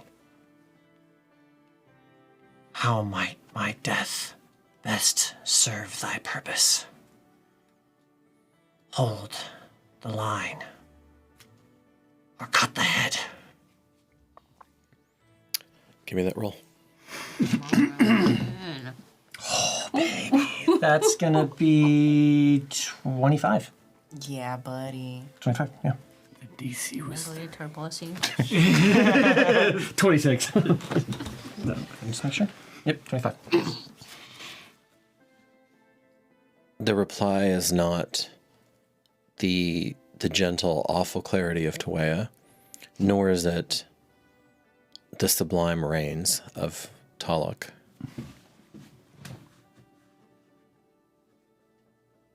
You haven't suffered enough yet to earn an end, boy.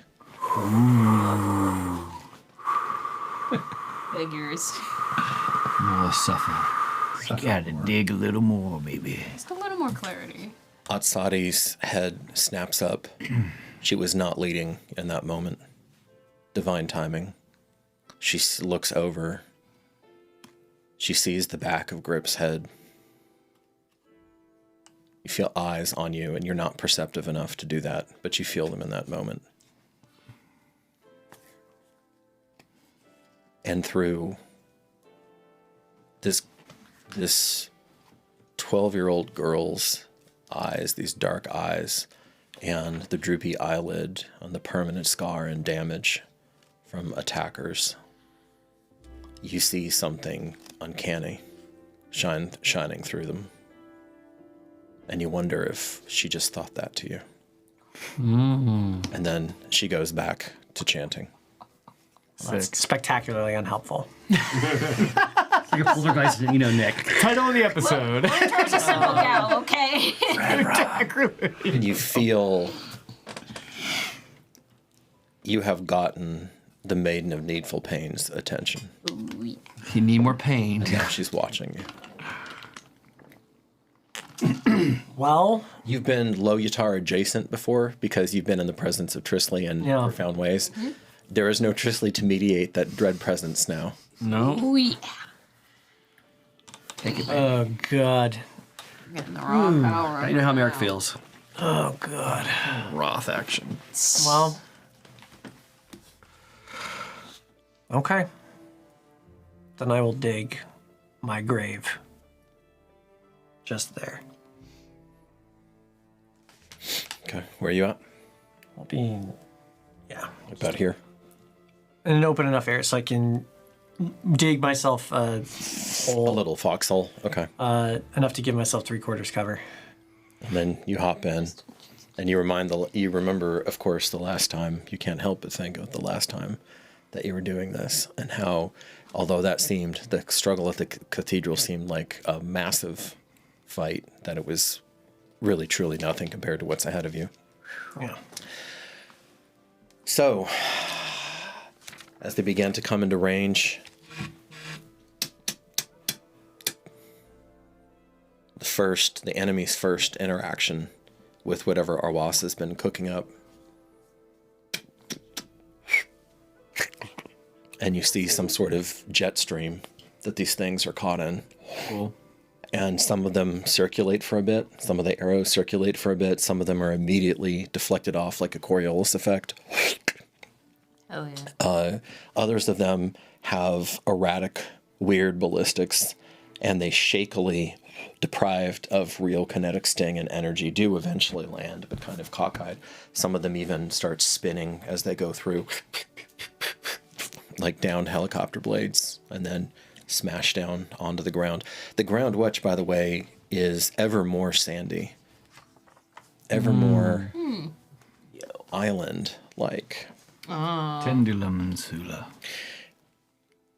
And you can feel the pressure building, Donnie, but still, it's not that moment. So those of you, all of you are at least dimly aware of this. Emissary and Bellator Sanctus most so. As you see this massive amount of flesh pressing, you become dimly aware of the Loi sitting in crystal remembrance 1 day west of Keodal, who might have been drawn into this conflict, who might have cared that man is attempting to evolve and change. But they were not, and so they remain passive and observe. There's a moment of shared dreaming with the white-furred firewalker who acted as an ambassador. Her name was Raiko, if you recall. Mm-hmm. And finding no interest in her that she could tell, she has now returned to her uneasy home of Etsu and the Utini's ever increasingly tortured politics as their castes are in upheaval. Zahar's forces remain underneath the utterly corrupt leadership of Darius the Just, Lady Livia's captor. The forces of Teowani do march to Juramentum. Too late. Tragically, the noble golden dragon, Amritsara, has met her end at the claws and will of Aquetal, also known as the Green Doom. Perhaps she would have patrolled the skies. Perhaps she would have given Makas even more direction than his native cunning, and she certainly would have been a figure of awe and majesty for these mere men to contend against. Against that, you do have an Akatsun.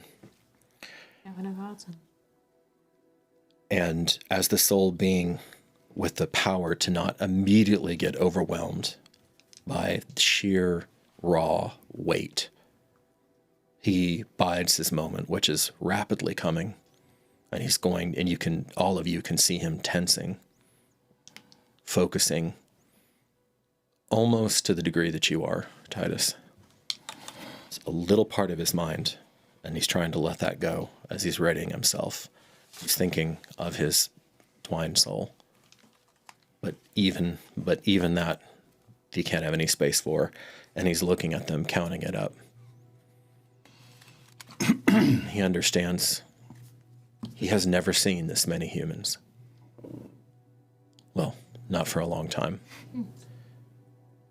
Actually, he would be the one character. I have to take that back. He'd be the one character. I was about to say, who had seen this many. Not that big, but big enough. The rest of you, though, no. The rest of you have not seen this many humans as they begin to stream in. Now, all 5K have not made it inside yet, but you know that they're coming, and they're coming. The color of the horizon is changing. And you do have a young, prideful red dragon who has entered the fray for his own reasons. The Green Doom surely will follow in pursuit soon enough. Great. 2 out of 7.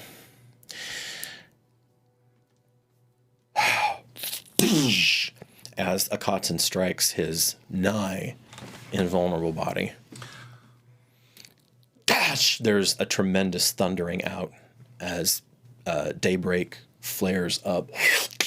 The topazes and really almost the blood garnets in it flaring up. He slams his chest, and for hundreds and hundreds of feet out, there's a clap of thunder out from him. He looks back at you. Make the last non-combat roll of the campaign. Oh, Caitlin. God. Give me an insight check. Yay. Insight. What's your brother thinking here? Hell yeah, brother. Let's go. That's gonna be 25. Hell yeah. In that glance, he communicates gratitude, regret, hope, resignation. And with a 25, you get something that your character really shouldn't be able to. It's a moment of near telepathy between the two of you, though. The reason that he was struggling to call you sister is because he has been drawn to you from the first moment that you helped him awake, and not in a sororal fashion. And now that all goes, and the champion of his people for 90 years rushes forward. As he starts rushing, Dwaya, shield him from attacks. I'm going to put a shield of faith around him as he starts rushing for 2 more AC. Okay. Okay. It flares up around him. You, once you cast it, that you do not have to stay within any proximity to him, right? It just stays on him. And it's 10 minutes. It is concentration, so once I move away from that. But for now, the first... It's 10 minutes? It's 10 minutes. Okay. Up to 10 minutes. Okay. That's a good bit in the battle. 10 minutes are worth it. Okay. No, love it. So he charges, and he's running. The first 100, second 100, third 100, fourth 100, fifth 100.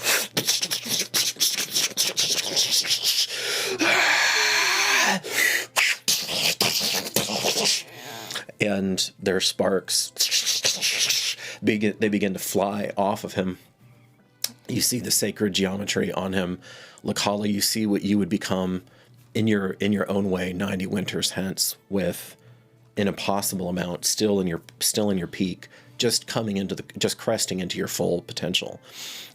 He's already there, literally superhuman, because no mortal man is at fighting peak at 90 years of age.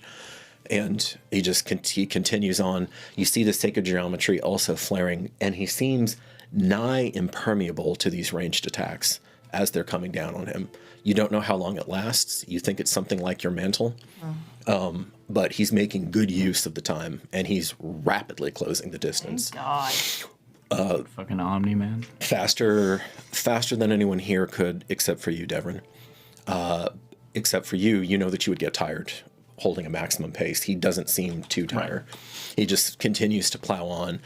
And you have about 300 men that he crashes into, then just center of mass. And they scatter like 10 pins when he hits them. Sauron. And just, and you see Daybreak strike once, twice, thrice, yet a fourth time in just the blink of an eye. Tack, tack, tack, tack, tack.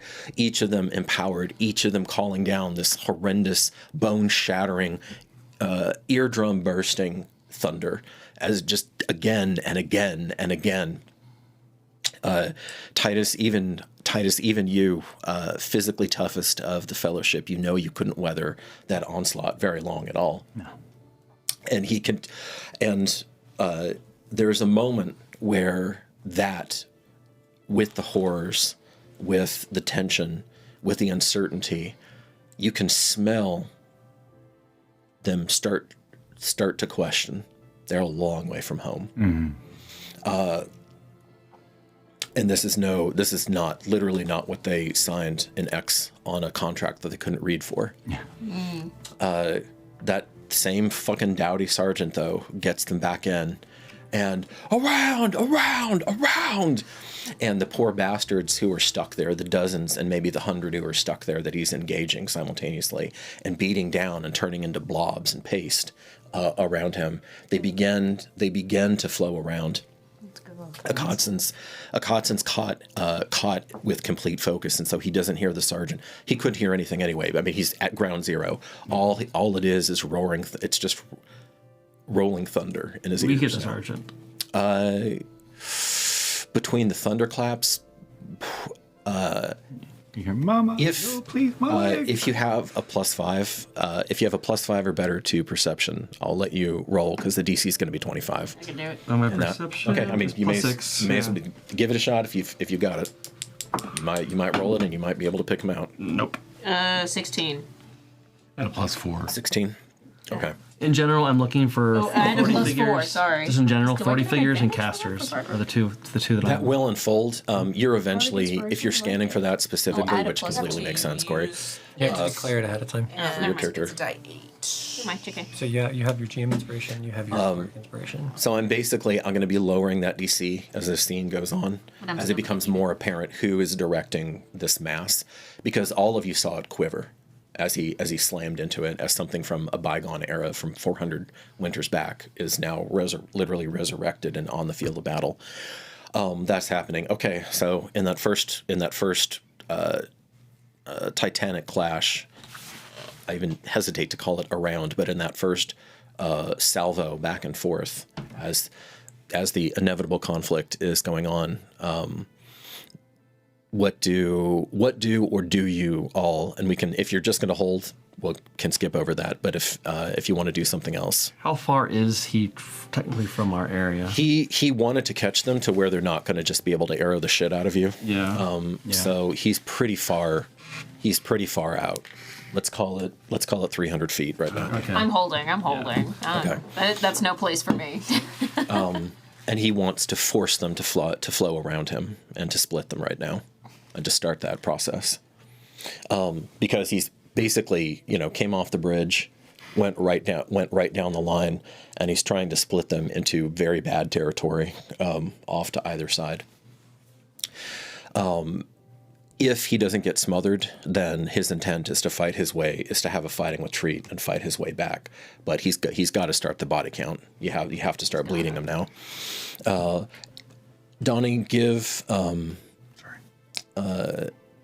Actually, since it was both, I'm going to give Donnie and Randy, give me a roll each, and I want to see how many of them you bled. I'm going to start keeping track. How many of them you bled off on the fires and the skeleton ambushes, etc. Got 11. I got 11 too. Hey! That's 11. 1111. Very lucky. That means like 22 to Yeah. blind, right? That's a 20. Wow, this is getting crowded. We'll keep track of the body count 2 over pages? here. Yep. There's been a lot going on. Chad, Okay. are we cooked? I don't know. All right. So Some of this initial rush, it's lighter. It is a little light because you've had dozens of them burnt. You've had more of them get stabbed, get attacked, and now at the attack, Mitra, Ashiani steps forward, and she takes the burden onto herself. She's the last of the Death Tamers with the raw power and the arcane knowledge to do this. She sweeps through to all of the skeletons that have remained, that are all resonating with her. This should have been an archmage's job. Yep. You see her as she grabs all of them and scream as that energy rips through her. And then she simultaneously sends them all a command. Kill! Yes! And you see dozens of these things rising up. Not the sacred dead of Juramentum. Yes. I said, hey, anybody who falls, bring them into the show. But you see them, and they are erupting. She's timed this, of course. She's a brilliant tactician. She's timed this for maximum effect, maximum chaos as they're rising up in the ranks and beginning to attack. The invaders have seen them before, but not en masse. And not when they can't communicate. A second property of Daybreak that cuts both ways is hitting now.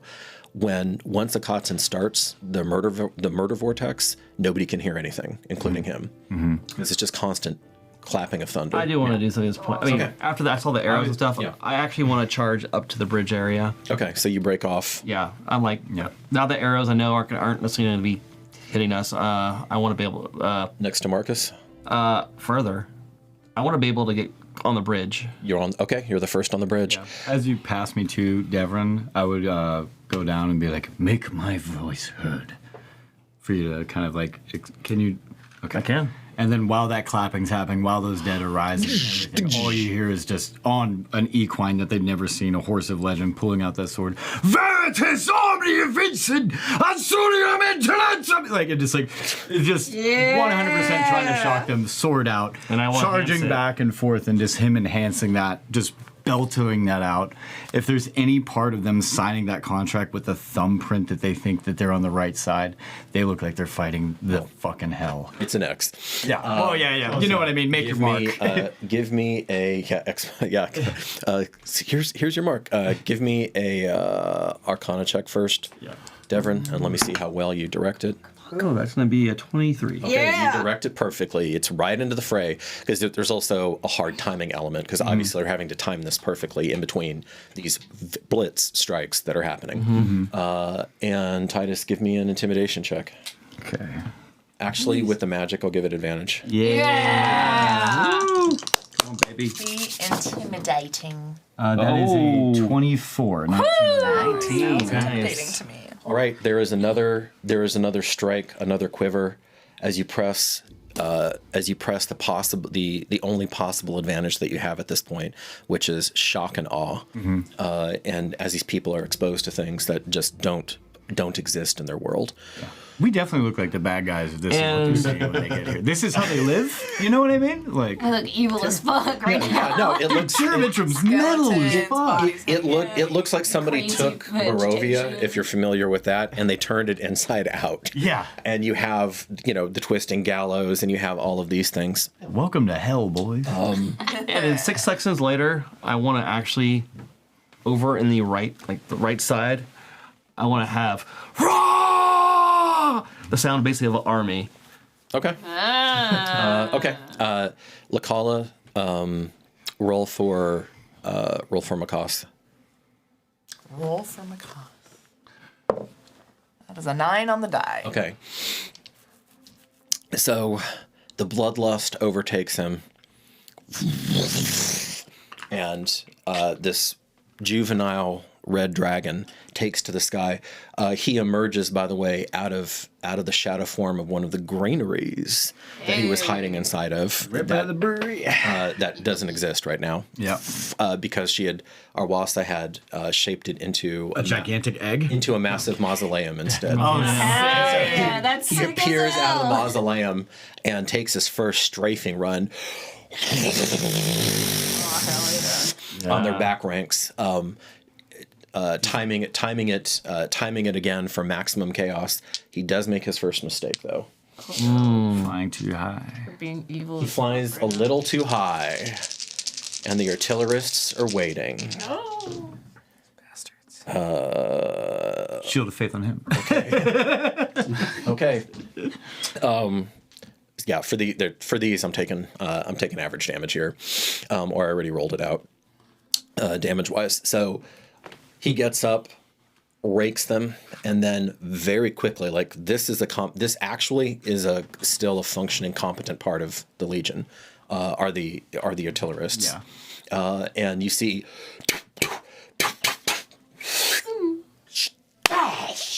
And two of these boulders as he's grounded and tries to shake it off. Kill it!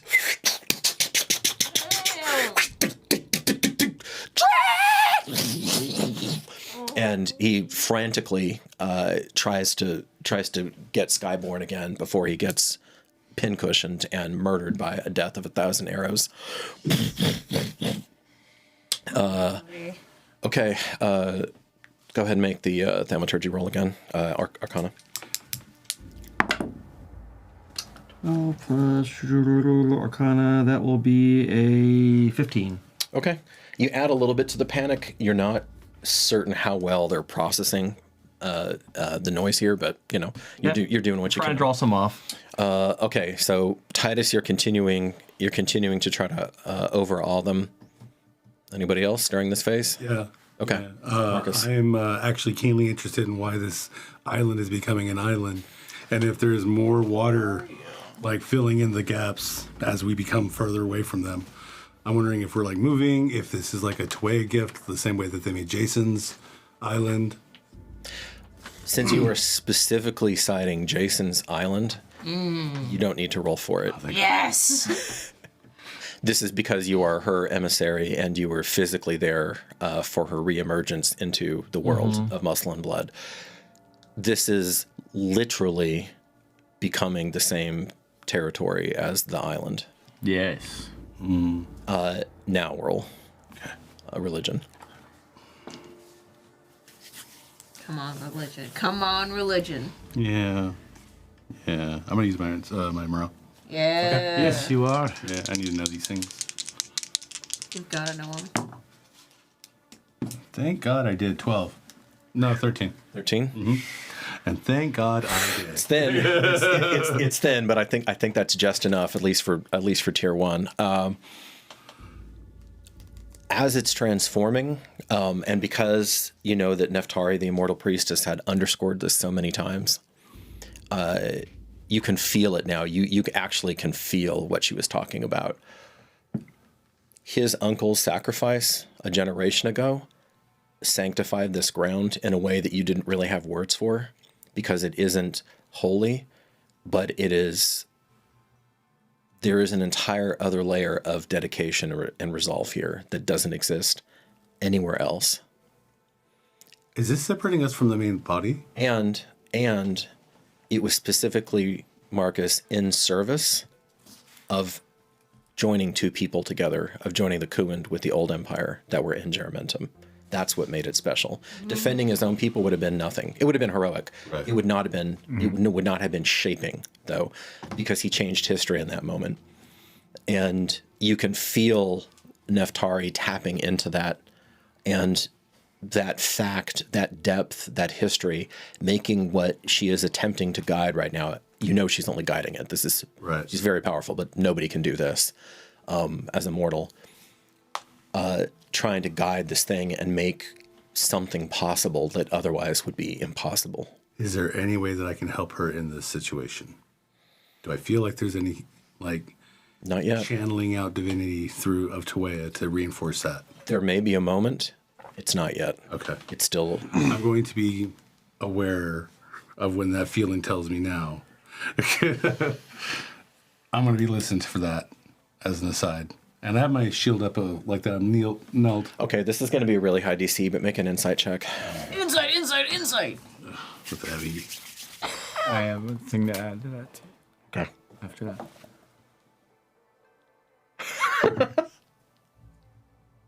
great.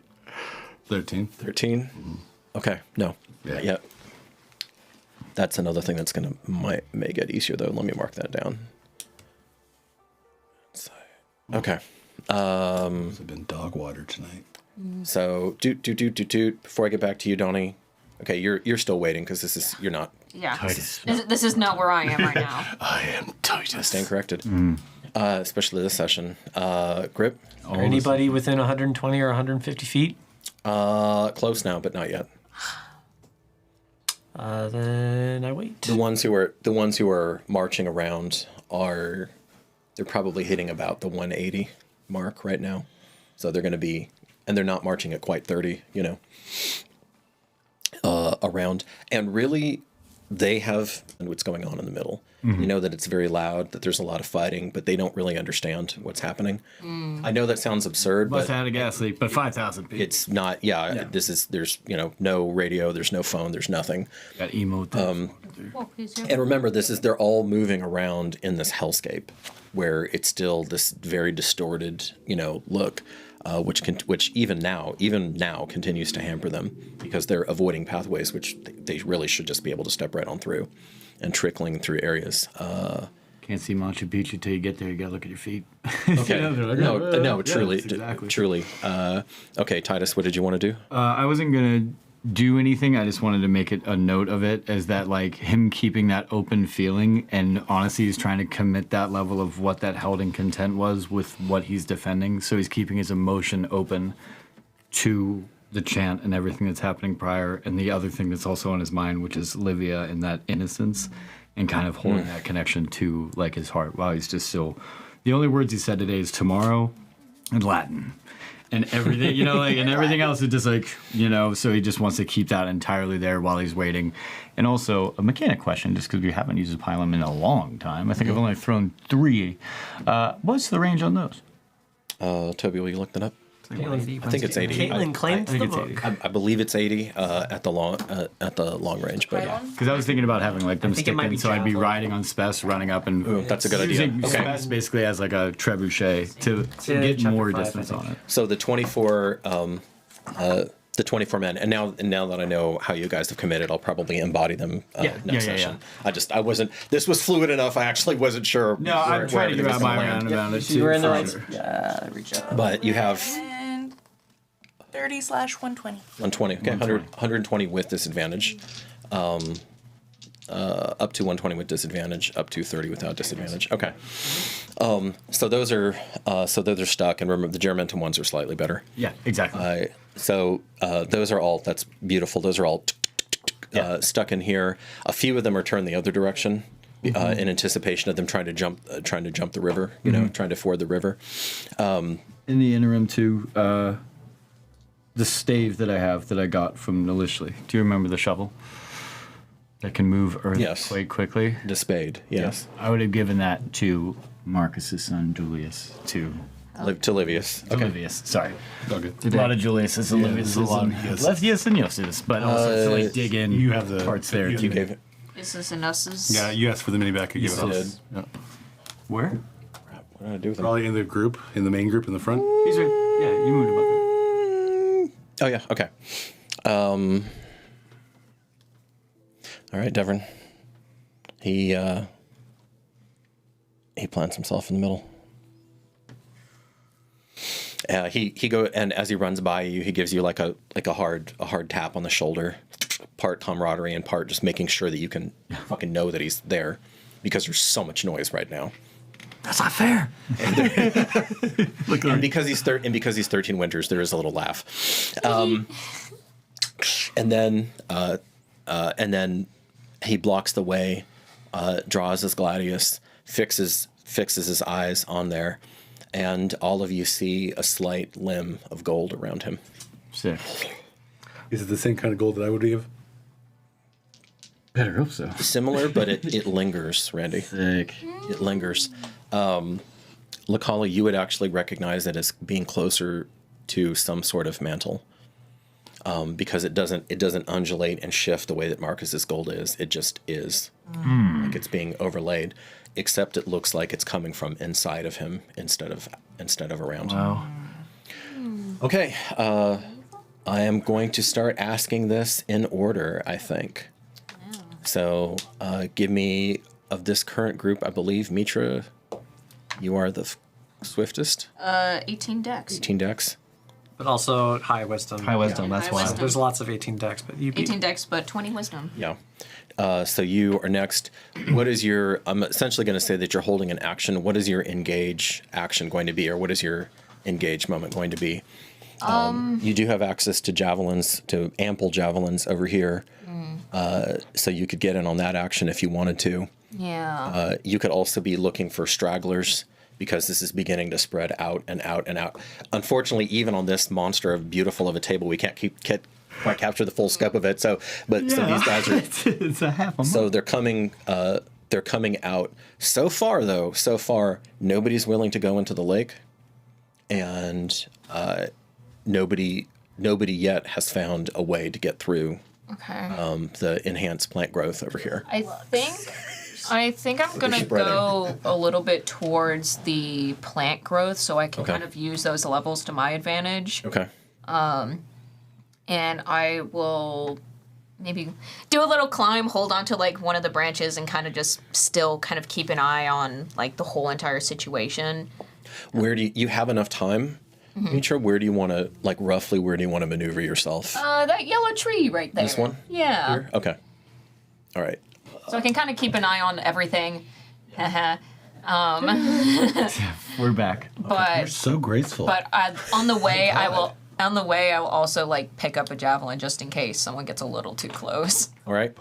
As you're going through, this growth is unnaturally dense, and it greatly hampers you. So even with your speed, instead of moving 40 feet around, you're crawling at 10 feet around through it. 40 feet. I'm at 70 feet of movement. You do.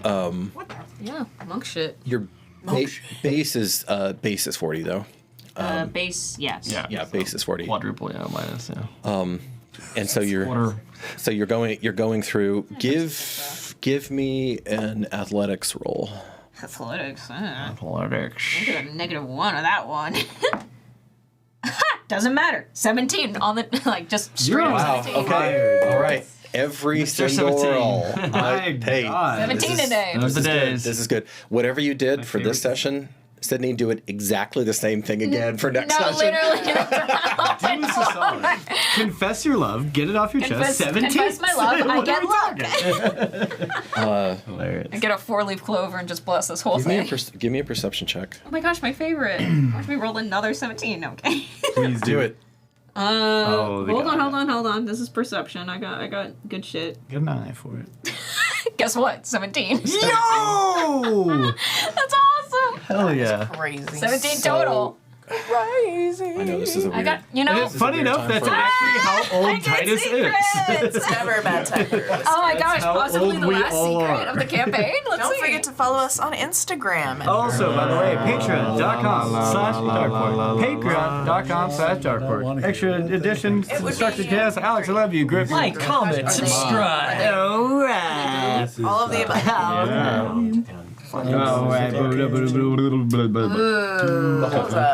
Interesting. All right. Okay. I'll write this down real quick. No one look.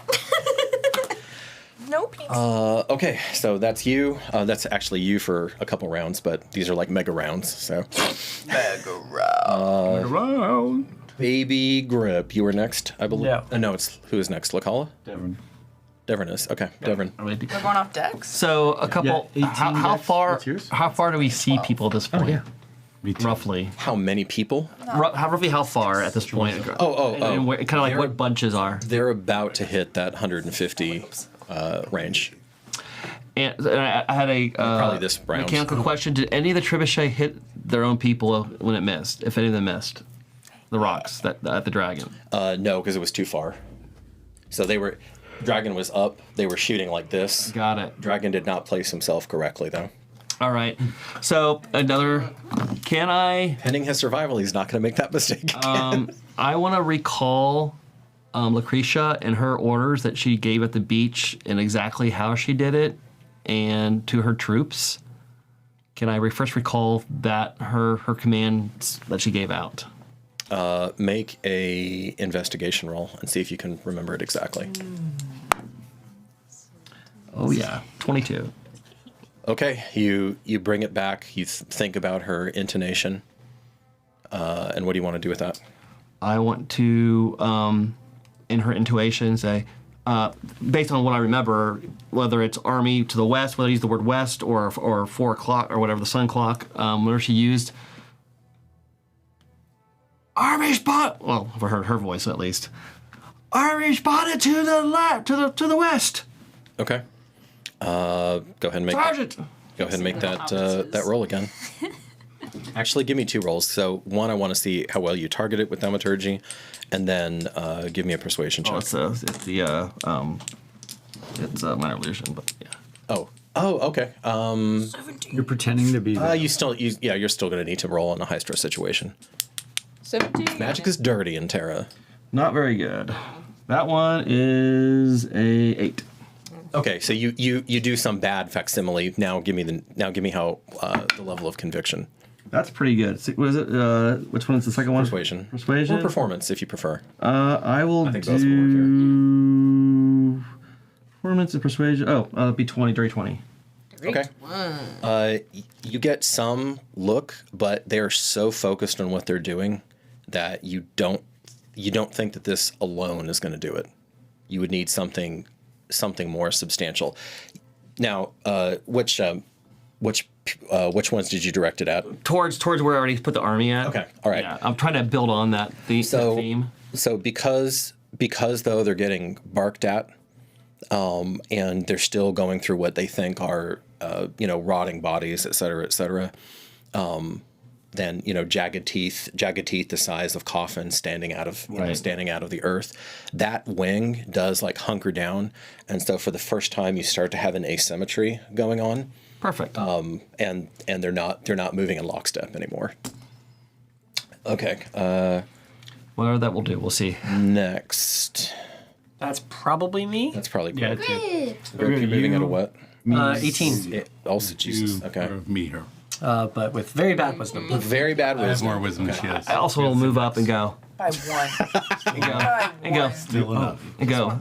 That's Of course I'm by your side, my friend. And he looks at you. You too pretty for this kind of work. And You haven't seen the hole in my chest. he kind of like. All right, Grip, you're up. I'm looking for stragglers when they hit 120. 120 is what you want. For stragglers at 120. And for large masses, the largest mass The biggiest babies. at 150. boys. Okay. Like no fewer than 10. So you're gonna get more stragglers on the side that Devrin. Let's see. This is north, so that would be the west. Yeah, the west side. So you're getting. Let me give myself a backward compassed rose here. So you would be getting more stragglers over there. You would be getting a more unified mass over on the east side. Great. Okay. I am going to move to the west. I'm going to make myself another little foxhole situation. Okay. 3/4 cover. I'm going to find something for next session where we can drop them and just drop them. Other places that people can make cover, yeah. Okay, so that was that round, but like I said, these are kind of mega rounds. So Then I'm just picking off people whenever they come in range. with Poison bolt. with poison bolt. Okay. Look, yeah. Okay. What does that look like? It is. There's just a crackling of a yellowish energy that comes through, comes around his arms, and then a green fire that alights, and then just kind of shooting down his draconic arm. This kind of like a crossbow bolt. Okay. That adds to the confusion as they're beginning to be pelted, and the dimmer of them, the slower of them don't understand, because poison bolts aren't a thing in their world. They just know that something is flying at them and people are keeling over. Give me like two damage rolls and let me see how you're doing. Damage rolls? Damage. Incredible. There are enough bodies over there that at this point you're going to be hitting something if you're just aiming west. That's 13 for one. Okay. That is 8 for the next. Okay, 13's definitely belly up. 8 is either belly up or going to get there. So yeah, all right. So, and that's basically a sampling. So you're going to continue to just pepper them as long until something changes. Okay, attack. And who is next? All right, Titus. You're at 14, yeah? Dexterity 13. 13, okay. 13 and -1 was. Oh wait, no, never. No, you're not -1 anymore. Right. That was beautiful. Okay, what you doing? Yeah, I would be going up and down. I'd be grabbing a pylum, and then I would also like holding on to Concord. But before I would do any of that, after doing, I would 100% just kind of put my head down on the space and just be like, "I'll take care of you. Take care of me." And then like, and just like, "We will do this." And then like entirely like just full-hearted trust, like whatever you can give, I'll give you that immediately in return. And it's almost like, because we are, it's not like, you know, it's not Mr. Ed. Titus isn't saying that aloud. He's feeling that, rating that, putting that down, letting his intent entirely be known, and making himself as open as he has ever been with anything sentient. As much as he has, the only person akin actually doesn't exist anymore because Livia's no longer that person. So he's just opening up himself, and he's entirely just like, I'm an extension of you as much as you're an extension of me. Because you do that, in the middle of all of this hell and death, Spess takes the couple hoof steps forward, lowers his head for a moment, and then looks up toward a moon that doesn't exist right now, and you can feel him asking. And that's probably high enough. You see him asking. There's a silver bolt comes down, goes into his horn, and you see his hooves glow a little bit more silver. And he takes a deliberate paw at the water, and you see the hoof ripples on the water and does not go through the water. Then he turns his head around and looks at you. Once again, not speaking, but entirely feeling that, and then just gives out a moonstone entirely, and then has a pylum in his hand. I guess, would I be able, like, are we looking at, are they within running range? So these two, yeah, now you can bypass them. I'm going to say next go around, they're going to be in running range. Okay. You can run, right, where you're going to run out, do some damage, run back. Well, what I was actually thinking so like, I just want to make sure that if I'm in range for like a pylum, is that I was going to take Spess and run into the deep water on top of the deep with a pylum, intimidate, throw, and then turn and run. So they would think from the distance that they're at that is not deep water. Okay. You know what I mean? Yeah. Trick him into like going through. Yeah. Okay. And it's entirely Veritas Omnia Vincent, and just like doing that, and just like, what the fuck? Oh, okay. We do you want to be across. over? Do you want to be over here? I would run out there to then be in the middle to make it look as though, you know what I mean, like It's running shallow the water. lake situation. Okay. Exactly, Okay. and just kind of like causing more of that confusion with everything that Devron's doing. Okay. Throwing a pylum directly. You guys are in, hitting the west. Coming back. You guys are hitting that west flank. Okay. Yeah. No, Then, that's so out and then got to pile on. Because I would be able, as Spess is mounted, I can use Spess's action as a dash to increase the movement twice since I'm on top. No, he has his own action. He has his own action. Yeah. Okay, but I just didn't know for a mounted does that.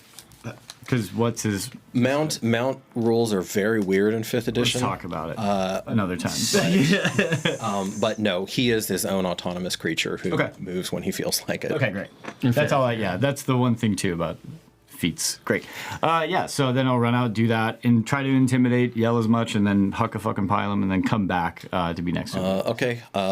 You are. So give me 2 rolls. Give me a performance roll, and then at disadvantage, give me an attack roll. Okay. There's attack rolls. What was pylum? Dexterity, or would that be strength? Dexterity. Dexterity, so that is +1. That is 7. So 7. Okay, that just that sails. And you said intimidation. Hit somebody, but yeah, go ahead. That's a nat 20 plus 7. Oh my god. Okay. Finally, dude, the Concord dice are working the way they needed to. Do you want it to be intimidation or do you want it to be performance? It could be. I could legitimately see either as you're riding on water. I think about intimidation because of the things of legend, and also intimidation. I have proficiency, so it is +7 as opposed to +4. Okay. So this is not going to lure them into the water. What this is going to do is you're racing out with Spess' 50 feet of movement, attacking, racing back. Spess deliberately though does not come back onto the land. He's sitting in the water. He's sitting on top of the water, making it very clear that there is divine intervention here going on right now, or whatever, lunar intervention going on right now, in a way that no words could. And after I check my pylon too, just draw a Concord, any type of flingering light or anything of that nature, because it would just be interact with a free object. And just like now with this helmet on, like just anything to be like, dude, I think we're the bad guys. Like when you see this fucking thing, or I'm like the cavalry of. With a 27, you begin to hear and see signs of true confusion, as these are not this. It's moments like this where the fact that these are not the legions that conquered the earth. These are fractured legions. These are listless legions, and this is a late decaying empire, no longer in its prime. And now all of that, there's hesitation. They feel also with the Nat 20, they also feel your dignitas, young as it is, bolstered, beginning to wash over them, and the plebes, instinctively born and bred to that hand, to that command, look at each other and hesitate, and the machine, the gears grind worse. This is still continuing to advance, but this west flank is almost now at a standstill. And given that, it's getting harder and harder as Akatsun continues to wail away on them. You do see a little, in moments, you do see little trickles of what passes as turquoise blood runs down his chest, and some shallow cuts on his arm. Apparently his invulnerability does not extend to melee, but he's making a gruesome account for himself. And he's canny enough that seeing this gap, he starts heading west to try to cut into them, because they're less likely to combine and smother him. As long as he can keep, as long as it's not any more than about 30 on him at a time, he can fight them off. Yeah. Okay. Is the shield still in place? I know these are mega. These are mega rounds, but 10 minutes is what, 60 it's rounds? almost, you're getting toward the end of it, but it is still in place, and I have been factoring that in. Cool. Yeah. Because 2 points is 2 points, baby. Yeah, right. They're basically not hitting him on anything other than a nat 20, which is incredibly important in mass swarm situations. Yeah. Okay. Well done, Titus. All right, who's next? Spess. That'd be me, I believe. I don't really. Wow, Marcus, you're not the end anymore. I know, great, so great. Wow, this is so nice. I am probably with a 12, yeah. Yes, but I have an 18. She has a 17. Quit rubbing it in. Oh, you haven't begun. Little Miss 17. That's the other character. All right, go. I don't think I'm going to have an opportunity like this again for a minute, and I am going to continue bearing down on my understanding of what is going on here. Yeah. And I'm basically lowering myself, putting my shield above me in case any stray arrows, right? And like hooked over the lip of the bench, so that it's literally 100. I'm trying to give myself as much cover as possible, and then I'm really bearing down on. That's very close to complete cover. Yeah. Okay. Which is what I was thinking too. If you're slammed into the lip, yeah. Okay. And then I'm just going to. I don't know if insight would be better or if religion would be better for this. But I'm really trying to. I've got the foundation now. I want to build on that foundation of my knowledge of what's going on here. I believe I already understand. What specifically are you looking at? I'm looking to see if we are literally breaking away from the main body of the land. Roll for tectonics. And pushing ourselves. Sorry. Out. The same way that Jason's island did. Full island, that's the foundation of it. But I want to see if we can simply hold this line for as long as we can, they might not be able to actually get to us here soon. Because the water line. Right. That is. Do you want something that would only be possible with a combination of gods and portfolios? Are you trying to observe details, or are you trying to look at are you trying to intuit into the divine realms? I'm trying to intuit into the divine realms, and I'm going to call on my my divinely given ability to intuit just a little better. Well, that would be a religion check. Okay, fair enough. You're doing it that way. You can do this. Okay. Well, I was going to use my my cantrip to give me my insight, clear that's for insight. This would be a religion. That's fine. Or you can do insight. No. No. Okay.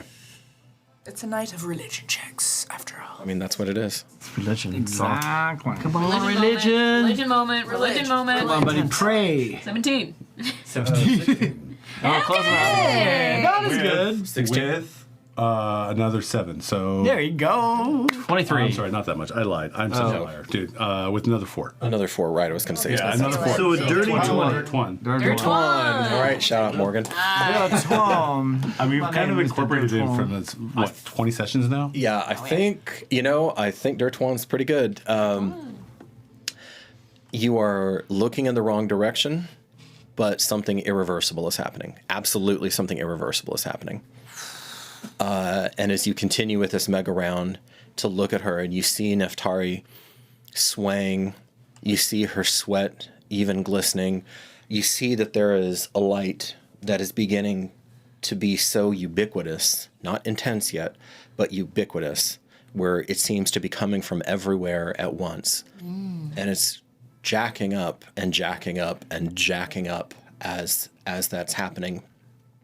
And Devani utters his next. This time it's more than a note. This time it's several in sequence. And make a wisdom check for Savapni, please. I'm out there. Check for Savapni. Sabav, don't. Does it look like she's flagging? 1. Ooh. Oh, okay. Can I do it instead? He reels. Can I roll a 17 again? He reels as the child speaks to the gods again, and for one horrifying round, instinctively flies up. In dragon speak? No, not up there! Come down here! In dragon speak. Make a persuasion check. Oh, come on, come on. Anybody inspiring me? That's dead silence. After calling out her wisdom, I haven't gotten some time. That one, too. Oh, God. Can I ride Spess and catch it? just too far. I presume there's no way I would be able to notice, but that's your call. Or myself. Devrin, no, you're too involved on the west flank. would. I don't speak Draconic, so I don't think I would be able to help anyway. Grip, I'm gonna give you, or give me a perception check. Its odds are poor, but You can do it. you are trying to protect this dragon. That would be a total of 4. Total of 4. Okay. Sydney, quit hogging all the dice. What the hell are you doing? Doing all the good rolls. They're my treasures, okay? My treasures. Wow. That's good news. All ones, huh? That's one hit. Oh. No. From arrows or? I don't like it. I don't know, man. Come on, man. Come on. So I'm actually gonna roll. Silly, stupid little guy. He's just a little guy. He is just a little guy. Just a little guy. Baby.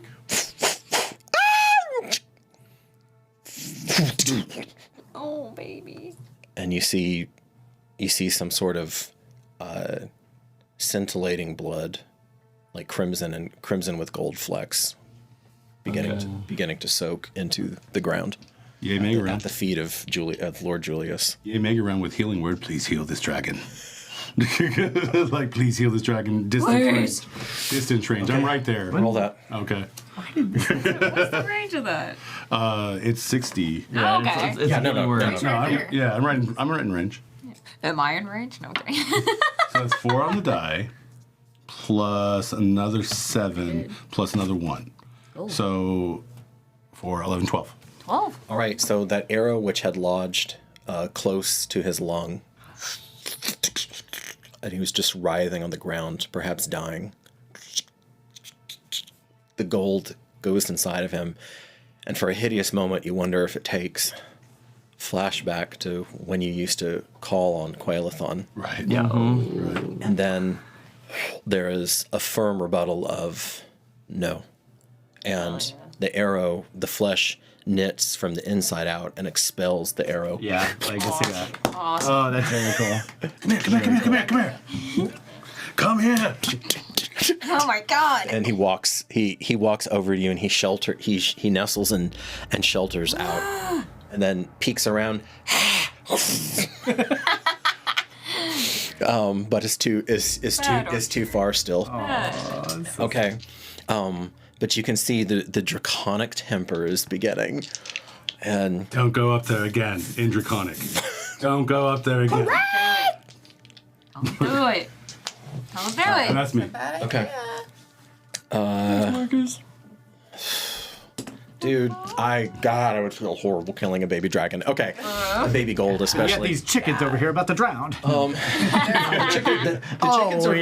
chickens are divinely protected. Okay, I'm gonna. Load up Poppy Peacock. I have to find the war pug. All right, the war pug has major plot armor. It does. It's like the rabbit from Monty Python just moving, All right, Lakala, moving through the ranks. what are you doing on this mega round? Okay.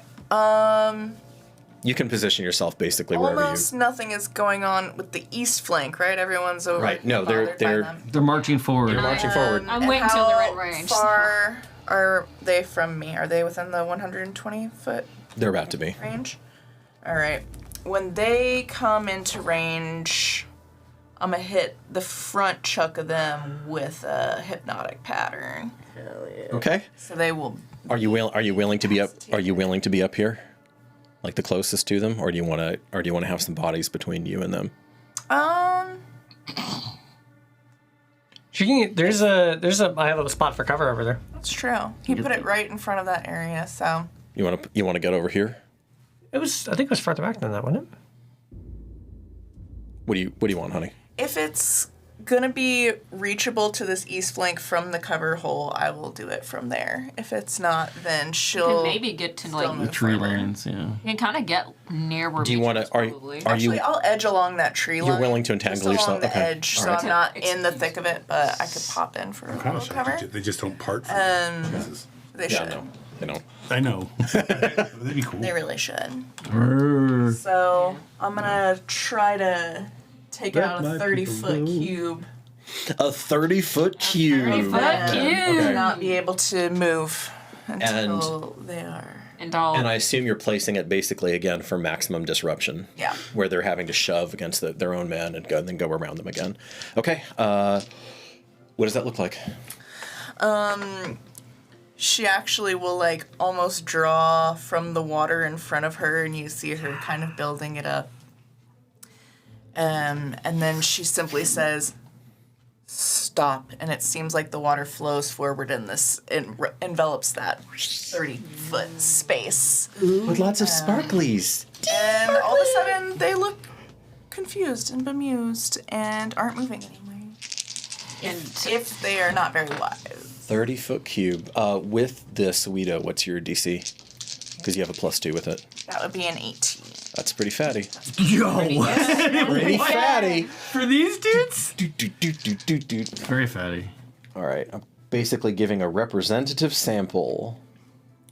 Okay. So that is a chunk. ooh. This is 30-foot cube. All right. So whoosh, stop.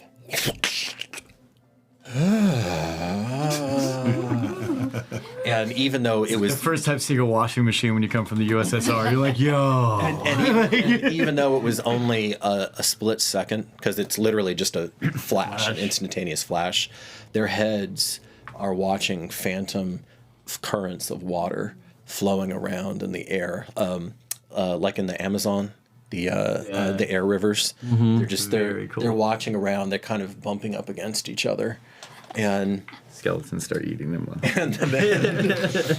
and the men behind them then, what the fuck are you doing? Gotta fucking move on. And it does momentarily stop them. Very cool. For narrative reasons, I'm going to. I haven't forgotten y'all, and we'll do it. But Any of the archers from the 60 narrative men reasons? been doing anything narratively Yeah, they've been during all this? yeah, He's got that. And would they be within javelin range? Well, they have longbows. No, they're at about 120. So Okay. Lakala just queued up that hit area over there. I don't know if you want to nuke the ones who are patterned. You want to nuke the ones who are next to them. Yeah. Okay. So there's basically, now that I know, I'm gonna, for next session, I'll arrange this where you can kind of see like the suggestive clumps.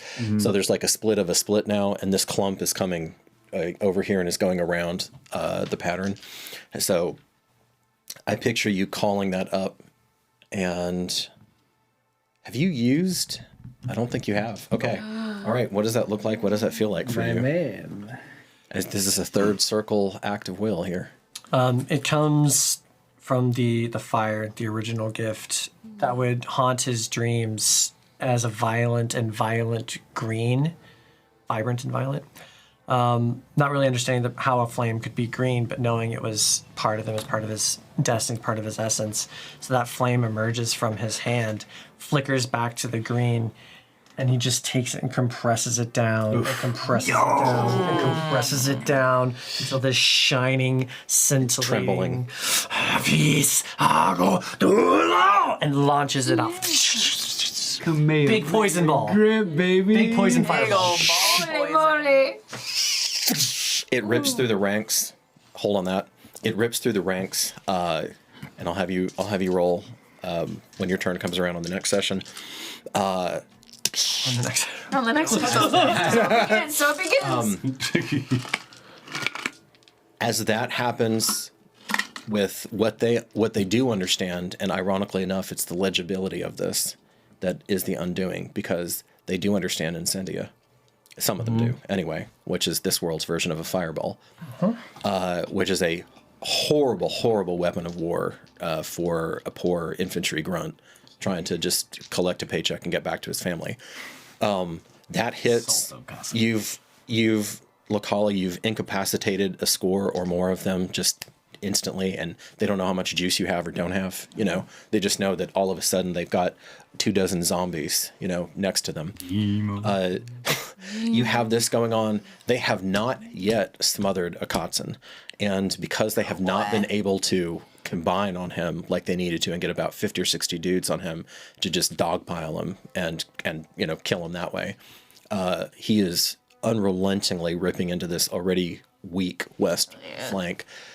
There's the moment, the combat swang. Titus, you've smashed them with your intent, with a taste of the divine. You wish you had been that clear in Vicem, but you are clear. You are that clear now. And perhaps there are even flickers of something else that's beginning to creep into the consciousness of them. All right. And then, pushed beyond endurance, unable to watch wanton slaughter because of a pissing match that I will describe next session, another presence enters the field.